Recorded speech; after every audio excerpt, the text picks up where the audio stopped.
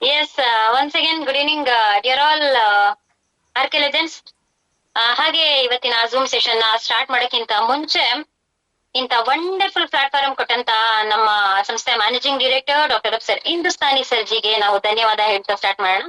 So ಹಾಗೆ ಇಂತ ಒಂದು ವಂಡರ್ಫುಲ್ ಟೀಮ್ ನ ಆರ್ಗನೈಸ್ ಮಾಡಿದಾರಲ್ವಾ, ಆರ್ ಕೆ ರೈಸಿಂಗ್ ಕಿಂಗ್ಡಮ್, ನಮ್ಮ ಕಂಪನಿಯ ಫೌಂಡರ್, ಆರ್ ಕೆ ಟೀಮ್ ನ ಫೌಂಡರ್ ಮಿಸ್ಟರ್ ಸಂತೋಷ್ ಸರ್ಜಿಗೂ ಕೂಡ ನಾನು ಹಾಗೆ ಥ್ಯಾಂಕ್ ಯು ಹೇಳ್ತೀನಿ.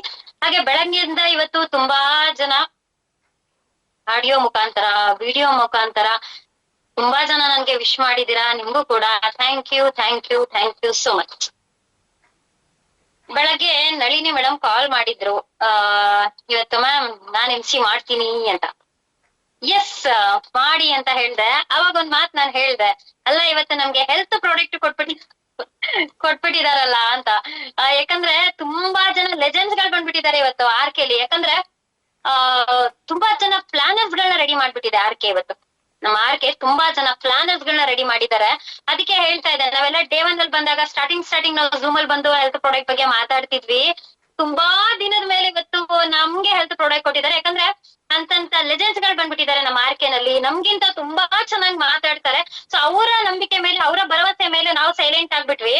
ಇವಾಗ ತುಂಬಾ ದಿನದ ಮೇಲೆ ನಮಗ್ ಕೊಟ್ಟಿದಾರಲ್ಲ ಹೆಲ್ತ್ ಪ್ರಾಡಕ್ಟ್ ಅಂತ ಹೇಳಿ ಬೆಳಗ್ಗೆ ತಾನೇ ನಾವು ನಳಿನಿ ಮೇಡಮ್ ಹೇಳ್ಕೊಂಡ್ ನಗ್ತಾ ಇದ್ವಿ ಅಲ್ವಾ. ಸೊ ಇರ್ಲಿ, ಸುಮಾರು ದಿನದ ಮೇಲೆ ನಾನು ಕೂಡ ಹೆಲ್ತ್ ಪ್ರಾಡಕ್ಟ್ ಬಗ್ಗೆ ಮಾತಾಡ್ಲಿಕ್ಕೆ ಬಂದಿದ್ದೀನಿ.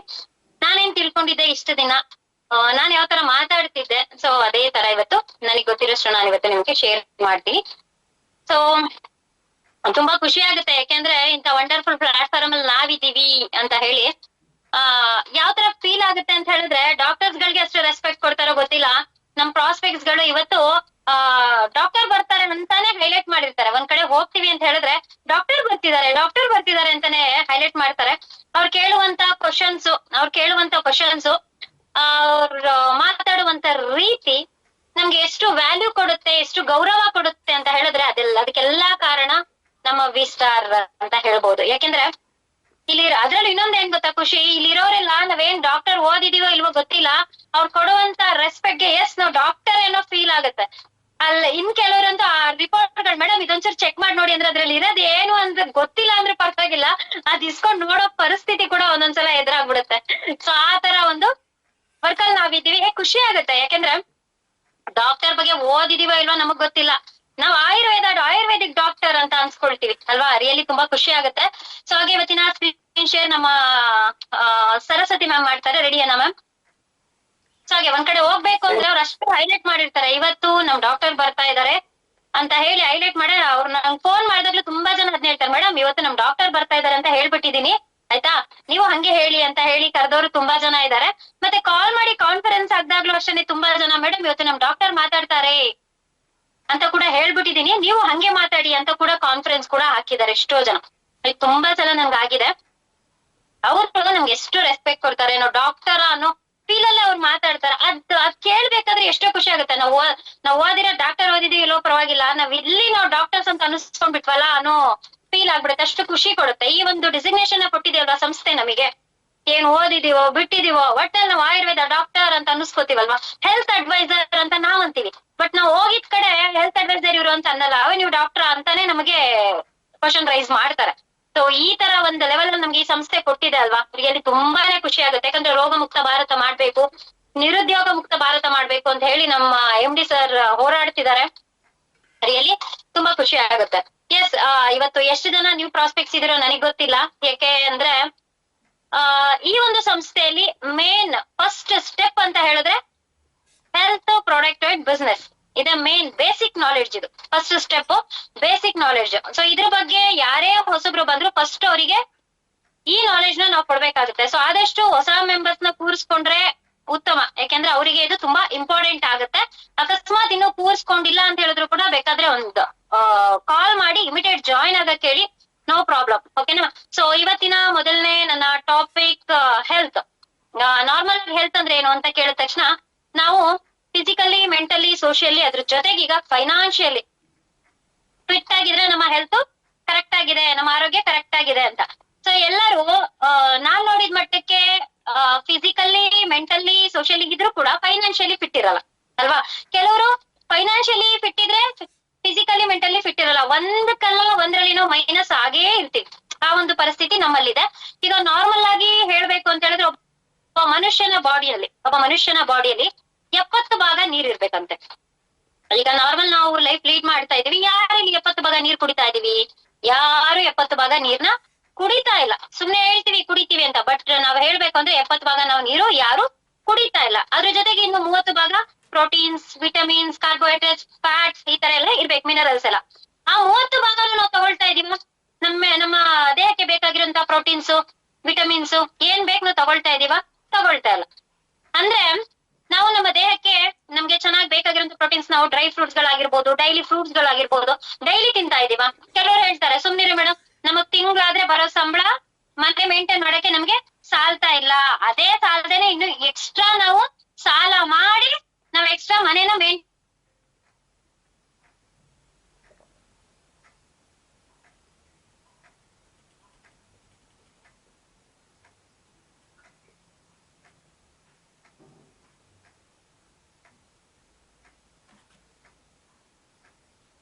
ಕೆಜಿ ಜಾಸ್ತಿ ಯಾವ್ದು ಬರುತ್ತೋ ಅದನ್ನ ಚಾಯ್ಸ್ ಮಾಡಿ ಮನೆಗ್ ಬಂದು ತಿಂತಾ ಇದೀವಿ. ಅಂದ್ರೆ ಅಷ್ಟು ನಾವು ಡ್ರೈ ಫ್ರೂಟ್ಸ್ ಗಳಾಗಿರ್ಲಿ, ನಮ್ಮ ದೇಹಕ್ಕೆ ಬೇಕಾಗಿರುವಂತದ್ನ ನಾವು ಅದನ್ನ ತಗೊಂಡ್ ಬಂದು ತಿನ್ನಕ್ ಆಗ್ತಾ ಇಲ್ಲ. ಯಾಕಂದ್ರೆ ನಮ್ ಜನಜೀವನನೇ ಅದೇ ತರ ಇದೆ.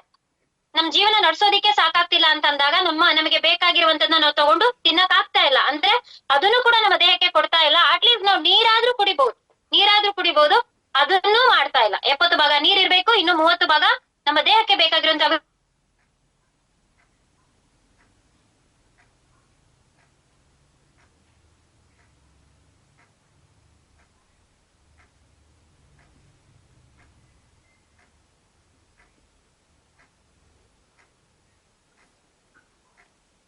ಎಲ್ರಿಗೂ ಗೊತ್ತಿರೋ ವಿಚಾರ. ಯಾಕಂದ್ರೆ ಹಿಂದಿನ ಕಾಲದಲ್ಲಿ ಹುಟ್ಟು ಮನೇಲೆ ಆಗ್ತಾ ಇತ್ತು, ಸಾವು ಮನೆಯಲ್ಲೇ ಆಗ್ತಾ ಇತ್ತು. ಅಂದ್ರೆ ಹಿಂದಿನ ಕಾಲದಲ್ಲಿ ಡೆಲಿವರಿ ಸೂಲ್ಗಿತ್ತಿ ಬಂದು ಮನೆಯಲ್ಲೇ ಡೆಲಿವರಿ ಮಾಡ್ತಾ ಇದ್ರು. ಇವಾಗ ಯಾರು ಮನೆಯಲ್ಲಿ ಡೆಲಿವರಿ ಮಾಡ್ತಾರೆ? ಡೆಲಿವರಿ ಡೇಟ್ ಅಂದ್ರೆ 1 ವಾರದ ಮುಂಚಿತವಾಗ್ಲೇ ನಾವು ಹೋಗಿ ಹಾಸ್ಪಿಟಲ್ ಅಲ್ಲಿ ಅಡ್ಮಿಟ್ ಆಗ್ತಾ ಇದ್ವಿ ಅಲ್ವಾ? ಅಕಸ್ಮಾತ್ ಇವಾಗ ಏನಾದ್ರು ಇಲ್ಲಪ್ಪ ನಾವು ಮನೆಯಲ್ಲೇ ಮನೆಗೆ ಡೆಲಿವರಿ ಮಾಡ್ಲಿ, ನಾನು ಇಲ್ಲೇ ಮಾಡಿಸ್ಕೊಳ್ತೀನಿ ಅಂತ ಯಾರು ಧೈರ್ಯ ತಗೊಳ್ತಾರೆ? ಯಾರು ಮಾಡ್ತಾ ಇಲ್ಲ. ಎಲ್ರು ಕೂಡ ಹಾಸ್ಪಿಟಲ್ಗೆ 1 ವಾರದ ಮುಂಚಿತವಾಗಿ ಅಡ್ಮಿಟ್ ಆಗ್ತಿವಿ. ಅವಾಗಿನ ಕಾಲದಲ್ಲೆಲ್ಲ ಇಲ್ಲಪ್ಪ ನಮ್ ಡಾಕ್ಟರೇ ಬರ್ಬೇಕು, ನಮ್ ಡಾಕ್ಟರೇ ಡೆಲಿವರಿ ಮಾಡ್ಬೇಕು ಅಂತ ಹೇಳಿದಿದ್ರೆ ಇವತ್ತು ನಾನು ಇರ್ತಿರ್ಲಿಲ್ಲ, ಇಲ್ಲಿರುವಂತ ನೀವು ಯಾರು ಇರ್ತಿರ್ಲಿಲ್ಲ. ಯಾಕೆಂದ್ರೆ ಆಗಿನ ಟೈಮಲ್ಲಿ ಯಾವುದೇ ರೀತಿಯಾದಂತ ಡಾಕ್ಟರ್ಸ್ ಇರ್ತಾ ಇರ್ಲಿಲ್ಲ. ಎಲ್ಲ ಆಯುರ್ವೇದ ಪದ್ಧತಿನೇ ಇರ್ತಾ ಇತ್ತು. ನಾಟಿ ವೈದ್ಯರು ಇರ್ತಾ ಇದ್ರು. ನಾಡಿ ಮಿಡಿತದಿಂದ ಎಲ್ಲಾನು ಕಂಡಿಡಿತಾ ಇದ್ರು. ಒಬ್ರು ಪ್ರೆಗ್ನೆಂಟ್ ಆಗಿದ್ದಾರೆ ಅಂದ್ರೂ ಕೂಡ ನಾಡಿ ಮಿಡಿತದಿಂದಾನೇ ಅವರು ಗೊತ್ತು ಮಾಡ್ತಾ ಇದ್ರು ಪ್ರೆಗ್ನೆಂಟ್ ಅಂತ ಹೇಳಿ ಅಲ್ವಾ? ಸೊ ಅವಾಗಿನ ಕಾಲದಲ್ಲಿ ಮನೆಯಲ್ಲೇ ಸೂಲ್ಗಿತ್ತಿ ಬಂದು ಡೆಲಿವರಿ ಮಾಡ್ತಾ ಇದ್ರು. ಅದಕ್ಕೆ ನಾವೆಲ್ಲ ಇವಾಗ ಎಲ್ರು ಕೂಡ ನಮ್ಮ ತಂದೆ ತಾಯಿ ಎಲ್ರು ಕೂಡ ಮನೆಯಲ್ಲೇ ಡೆಲಿವರಿ ಆಗಿದ್ರಂತೆ. ಸೊ ಅವಾಗಿನ ಕಾಲದ ಡಾಕ್ಟರ್ ಕೇಳಿದ್ರೆ ಅವರೇ ಇರ್ತಿರ್ಲಿಲ್ಲ, ಅವ್ರಿಲ್ಲ ಅಂದ್ರೆ ನಾವು ಇರ್ತಿರ್ಲಿಲ್ಲ ಅಲ್ವಾ? ಸೊ ಅವಾಗಿನ ಕಾಲ ಆತರ ಇತ್ತು. ಬಟ್ ಇವಾಗ ಮುಂಚಿತವಾಗ್ಲೇ ನಾವು ಅಡ್ಮಿಟ್ ಆಗ್ತಿದ್ವಿ. ಅದ್ರ ಜೊತೆಗೆ ಹಿಂದಿನ ಕಾಲದ ಫುಡ್ ಯಾವ ತರ ಇತ್ತು ಅಂದ್ರೆ ರಾಗಿ, ಜೋಳ ಈ ತರ ಒಳ್ಳೊಳ್ಳೆ ಫುಡ್ಗಳನ್ನ ತಿಂತಾ ಇದ್ರು. ರಾಗಿ ಮುದ್ದೆ ಬೆಳಗ್ಗೆ ಎದ್ದ ತಕ್ಷಣ ರಾಗಿ ಮುದ್ದೆ ತಿನ್ಕೊಂಡು ಹೊಲಕ್ಕೆ ಜಮೀನ್ಗೆ ಕೆಲ್ಸಕ್ ಹೋದ್ರೆ ಮಧ್ಯಾಹ್ನ ಊಟ ಸಮೇತ ಮಾಡ್ತಿರ್ಲಿಲ್ಲ. ಯಾಕಂದ್ರೆ ಅಷ್ಟು ಹೊಟ್ಟೆ ತುಂಬ್ದಂಗ್ ಇರ್ತಾ ಇತ್ತು. ಸಂಜೆ ಗಂಟನವರು ಹೊಲದಲ್ಲಿ ಕೆಲಸ ಮಾಡ್ಕೊಂಡ್ ಬರ್ತಾ ಇದ್ರು. ಬಟ್ ಈಗ ಅಷ್ಟು ಬಿಸಿಲು ಇರ್ತಾ ಇತ್ತು. ಅಷ್ಟು ಬಿಸಿಲಲ್ಲಿ ಬೆಳಗ್ಗೆಯಿಂದ ಸಂಜೆವರೆಗೂ ಆ ಜಮೀನಲ್ಲಿ ಕೆಲಸ ಮಾಡಿ ಬರ್ತಾ ಇದ್ರು. ಬಟ್ ಈಗ ಏನಾಗ್ತಿದೆ, ವಾಕಬಲ್ ಡಿಸ್ಟೆನ್ಸ್ ಇದ್ರು ಕೂಡ ನಮಗೆ ಹಾಗೆ ನಡಿಯಕ್ಕಾಗಲ್ಲ. ಯಪ್ಪ ಹೆವಿ ಬಿಸ್ಲಪ್ಪ, ನಂಗೆ ಛತ್ರಿ ಇಲ್ದೇನೆ ನಂಗೆ ನಡಿಯಕ್ಕಾಗಲ್ಲ, ತುಂಬಾ ಬಿಸ್ಲು, ನಮ್ಗೆ ಛತ್ರಿ ಬೇಕು ಅಂತ ಹೇಳ್ತೀವಿ. ಆದ್ರೆ ಹಿಂದಿನ ಕಾಲದಲ್ಲಿ ಅಷ್ಟು ಕೆಲಸ ಮಾಡ್ತಾ ಇದ್ರು ಕೂಡ ಅಷ್ಟು ಗಟ್ಟಿ ಮುಟ್ಟಾಗಿರ್ತಾ ಇದ್ರು. ಬೆಳಗ್ಗೆಯಿಂದ ಸಂಜೆವರೆಗೂ ಜಸ್ಟ್ ಒಂದು ಮುದ್ದೆಯಲ್ಲಿ ಅಷ್ಟೆಲ್ಲಾ ಕೆಲಸ ಮಾಡ್ತಾ ಇದ್ರು. ಮತ್ತೆ ಬಂದು ಊಟ ಮಾಡ್ತಿದ್ದೆ ಅವ್ರು ರಾತ್ರಿ, ಅಷ್ಟು ಗಟ್ಟಿ ಮುಟ್ಟಾಗಿರ್ತಾ ಇದ್ರು. ಬಟ್ ಇವಾಗ ಏನಾಗ್ತಾ ಇದೆ, ಪಿಜ್ಜಾ, ಬರ್ಗರ್, ಪಾನಿಪುರಿ, ಗೋಬಿ ಮಂಚೂರಿ ಅಂತ ಹೇಳಿ ಆ ಫುಡ್ಗಳನ್ನ ತಿಂತಾ ಇದೀವಿ. ತಿಂದು ನಮ್ಮ ದೇಹನ ನಾವು ಹಾಳು ಮಾಡ್ಕೊಳ್ತಾ ಇದೀವಿ. ಅದೇ ಹಾಗೆ ಹಿಂದಿನ ಕಾಲದಲ್ಲಿ ಧ್ಯಾನ ಮಾಡ್ತಾ ಇದ್ವಿ. ಈಗಿನ ಕಾಲದಲ್ಲಿ ಏನಾಗಿದೆ, ಆ ಧ್ಯಾನನ ಮರ್ತ್ ಬಿಟ್ಟೆಲ್ಲ ಜಿಮ್ಗೆ ಹೋಗ್ತಾ ಇದೀವಿ, ಕರೆಂಟ್ ಪಾಸ್ ಮಾಡ್ಕೊಳ್ತಾ ಇದೀವಿ, ಸೈಕ್ಲಿಂಗ್ ಮಾಡ್ತಾ ಇದೀವಿ. ಇದು ಫ್ಯಾಷನೇಬಲ್ ಯುಗ ಆಗ್ಬಿಟ್ಟಿದೆ. ಫ್ಯಾಷನೇಬಲ್ ಯುಗ ಆಗಿದೆ. ನಾವು ಕರೆಂಟ್ ಪಾಸ್ ಮಾಡ್ಕೊಂಡು ನಾವು ಜಿಮ್ಗೆ ಹೋಗ್ತೀವಿ ಅಂತ ಹೇಳಿ ಕರೆಂಟ್ ಪಾಸ್ ನಾವು ಬಾಡಿಗೆ ಮಾಡ್ಕೊಳ್ತಾ ಇದೀವಿ. ಇದೆಲ್ಲ ಹೆಲ್ದಿನಾ? ಅನ್ಹೆಲ್ದಿ. ಅದ್ರ ಜೊತೆಗೆ ಹಿಂದಿನ ಕಾಲದಲ್ಲೆಲ್ಲ ಏನೇ ಆಗ್ಲಿ, ಒಂದು ಶೀತ, ಕೆಮ್ಮು, ತಲೆನೋವು, ಜ್ವರ ಏನೇ ಆದ್ರೂ ಕೂಡ ಯಾವುದೇ ರೀತಿಯಾದಂತ ಹಾಸ್ಪಿಟಲ್ಸ್ಗೆ ಹೋಗ್ತಾ ಇರ್ಲಿಲ್ಲ. ಮನೆಯಲ್ಲೇ ಮನೆ ಮದ್ದನ್ನ ಮಾಡಿ ಕುಡಿತಾ ಇದ್ರು, ಕಷಾಯ ಮಾಡಿ ಕುಡಿತಾ ಇದ್ರು. ಇವಾಗ ಏನಾಗಿದೆ, ಯಾರ್ ತಲೆನೋವಪ್ಪ ತುಂಬಾ ಅಂತ ಹೇಳಿದ್ರೆ ಯಾರು ಕಷಾಯ ಮಾಡಿ ಕುಡಿತೀರಾ? ಅಷ್ಟ್ ಪೇಷನ್ಸ್ ಇದೆಯಾ? ಎಲ್ಲ ಹಾಕಿ ಕುದಿಸಿ ಅದ್ ಕುದ್ದು 1 ಲೋಟ ನೀರ್ ಅರ್ಧ ಲೋಟ ನೀರ್ ಹಾಕ್ಬೇಕು, ಅಲ್ಲಿವರೆಗೂ ಕುದಿಸಿ ತಗೊಳ್ಳುವಷ್ಟು ಪೇಶನ್ಸ್ ಇಲ್ಲ. ಅದೆಲ್ಲ ಹಾಕೋ ಅಷ್ಟಲ್ಲೇ ಒಂದ್ ಟ್ಯಾಬ್ಲೆಟ್ ತಗೊಂಡ್ರೆ ತಲೆನೋವು ಹೋಗ್ಬಿಡುತ್ತೆ ಅನ್ನೋ ಮೈಂಡ್ ಸೆಟ್. ಅಂದ್ರೆ ಮನೆಯಲ್ಲಿ ಎಲ್ಲ ಡಾಕ್ಟರ್ಗಳಾಗ್ಬಿಟ್ಟಿದೀವಿ, ಪ್ರತಿಯೊಂದಕ್ಕೂ ಡಾಕ್ಟರ್ ನಾವೇ ಆಗ್ಬಿಟ್ಟಿದೀವಿ. ತಲೆನೋವು ಅಂದ್ರೆ ಡಾಟು, ಹೊಟ್ಟೆ ನೋವು ಅಂದ್ರೆ ಮೆಫ್ತಾಲ್ ಸ್ಪಾಸ್, ಹುಷಾರಿಲ್ಲ ಅಂದ್ರೆ ಡೋಲೋ 650. ಅಂದ್ರೆ ನಾವೇ ಡಾಕ್ಟರ್ಗಳಾಗ್ಬಿಟ್ಟಿದೀವಿ. ತಲೆನೋವು ಅಂದ್ರೆ ಇಮಿಡಿಯೇಟ್ ಆಗಿ ಒಂದು ಟ್ಯಾಬ್ಲೆಟ್ ತಗೊಂಡ್ರೆ ಇಮಿಡಿಯೇಟ್ ಆಗಿ ನಮ್ಗೆ ತಲೆನೋವು ಕಡಿಮೆ ಆಗ್ಬಿಡುತ್ತೆ, ಇಲ್ಲಿ ಯಾರಪ್ಪ ಕಷಾಯ ಮಾಡ್ಕೊಂಡು ಕುಡಿತೀವಿ ಅಂತ ಹೇಳ್ತೀವಿ ಅಲ್ವಾ. ಇಮಿಡಿಯೇಟ್ ಆಗಿ ರಿಲೀಫ್ ಸಿಗುತ್ತೆ ಅಂತ ಹೇಳಿ ಇವಾಗ ಏನ್ ಮಾಡಿದೀವಿ, ಎಲ್ಲ ಚೇಂಜ್ ಆಗ್ಬಿಟ್ಟಿದೀವಿ. ಟ್ಯಾಬ್ಲೆಟ್ ಅನ್ನೋದು ಒಳ್ಳೇದಲ್ಲ, ಯಾಕೆಂದ್ರೆ ತುಂಬಾ ಜನ ಡೈಲಿ ಟ್ಯಾಬ್ಲೆಟ್ ನ ತಗೊಳ್ತೀವಿ, ಅದು ಒಂದಲ್ಲ ಒಂದು ಕಾಯಿಲೆಗಳನ್ನ ಉತ್ಪತ್ತಿ ಮಾಡುತ್ತೆ. ಹಿಂದಿನ ಕಾಲದಲ್ಲಿ ಒಟ್ಟು ಕುಟುಂಬ ಇರ್ತಾ ಇತ್ತು, ಎಲ್ಲ ಜೊತೆಗೂಡಿ ಊಟ ಮಾಡ್ತಾ ಇದ್ರು ಅಲ್ವಾ, ಎಲ್ಲ ಜೊತೆಗೂಡಿ ಊಟ ಮಾಡ್ತಾ ಇದ್ರು. ಅದಕ್ಕಿಂತ ಹೆಚ್ಚಾಗಿ ಮಕ್ಳುಗಳಿಗೆ ಚಂದಮಾಮನ ತೋರಿಸಿ ಊಟ ಮಾಡಿಸ್ತಾ ಇದ್ರು. ಇವಾಗೆಲ್ಲ ಮೊಬೈಲ್ ಮಯ ಆಗ್ಬಿಟ್ಟಿದೆ ಅಲ್ವಾ. ಮೊಬೈಲ್ ನ ತೋರ್ಸೋದು, ಊಟ ಮಾಡೋದು, ಒಬ್ರು ಆ ರೂಮಲ್ಲಿ ಊಟ ಮಾಡ್ತಾ ಇದ್ರೆ ಇನ್ನೊಬ್ರು ಈ ರೂಮಲ್ಲಿ ಊಟ ಮಾಡೋದು, ಇನ್ನೊಬ್ರು ಹಾಲಲ್ಲಿ ಊಟ ಮಾಡೋದು, ಒಬ್ಬೊಬ್ರು ಅವರ ರೂಮಲ್ಲಿ ಕುತ್ಕೊಂಡು ಊಟ ಮಾಡುವಂತ ಪರಿಸ್ಥಿತಿ ಈಗ ನಡೀತಾ ಇದೆ. ಯಾರು ಒಟ್ಟು ಕುಟುಂಬ ತರ ಯಾರು ಊಟ ಮಾಡ್ತಾ ಇಲ್ಲ. ಅವಾಗಿನ ಕಾಲದ್ದೇ ಚಂದ, ಎಲ್ಲ ರೌಂಡ್ ಆಗಿ ಕೂತ್ಕೊಂಡು ಜೊತೆಗೆ ಕುತ್ಕೊಂಡು ಊಟ ಮಾಡೋದೇ ತುಂಬಾ ಚಂದ. ಬಟ್ ಇವಾಗ ಒಬ್ಬೊಬ್ರು ಒಂದೊಂದ್ ಕಡೆ, ಅವ್ರಿಗೆ ಹೊಟ್ಟೆ ಹಸ್ದಾಗ ಅವ್ರು ಊಟ ಮಾಡ್ತಾರೆ, ಬೇರೆಯವ್ರು ನಂಗೆ ಹಸ್ವಿಲ್ಲ ಅಂದ್ರೆ ನೆಕ್ಸ್ಟ್ ಆಮೇಲೆ ಅವ್ರ ಪಾಡಿಗೆ ಅವರು ಊಟ ಮಾಡ್ಕೊಂಡು ಹೋಗ್ತಾ ಇದ್ದಾರೆ ಅಲ್ವಾ. ಹಿಂದಿನ ಕಾಲದಲ್ಲಿ ಯಾವುದೇ ರೀತಿಯಾದಂತ ಕಾಯಿಲೆ ಇದ್ದು ಡೆತ್ ಆಗ್ತಾ ಇರ್ಲಿಲ್ಲ, ಇದಕ್ಕಿದಂಗೆ ಮಲ್ಗಿದ ಕಡೆನೆ ಸಾವಾಗ್ತಾ ಇತ್ತು. ಜೊತೆಗೆ ಹಿಂದಿನ ಕಾಲದಲ್ಲೆಲ್ಲ 100 ವರ್ಷ, 110, 120, 130 ವರ್ಷ ಬದುಕಿರೋರು ಇದ್ದಾರೆ. ಇವಾಗಿನ ಎಕ್ಸಾಂಪಲ್ ಯಾವ ತರ ಇದೆ ಅಂದ್ರೆ, ತಾತ ಇದ್ರೆ ಅಪ್ಪ ಇರಲ್ಲ, ನಮ್ ತಾತಾನೇ ಇದ್ದಾರೆ ನಮ್ಮ ಅಪ್ಪನೇ ಇಲ್ಲ ಅನ್ನೋ ಪರಿಸ್ಥಿತಿ ಇವಾಗಿದೆ. ಯಾಕಂದ್ರೆ ಅವಾಗಿನ ಕಾಲದ ಫುಡ್ ಆ ತರ ಇತ್ತು, ಬರ್ತಾ ಬರ್ತಾ ಬರ್ತಾ ಫುಡ್ ಡಿಫ್ರೆಂಟ್ ಆಯ್ತು.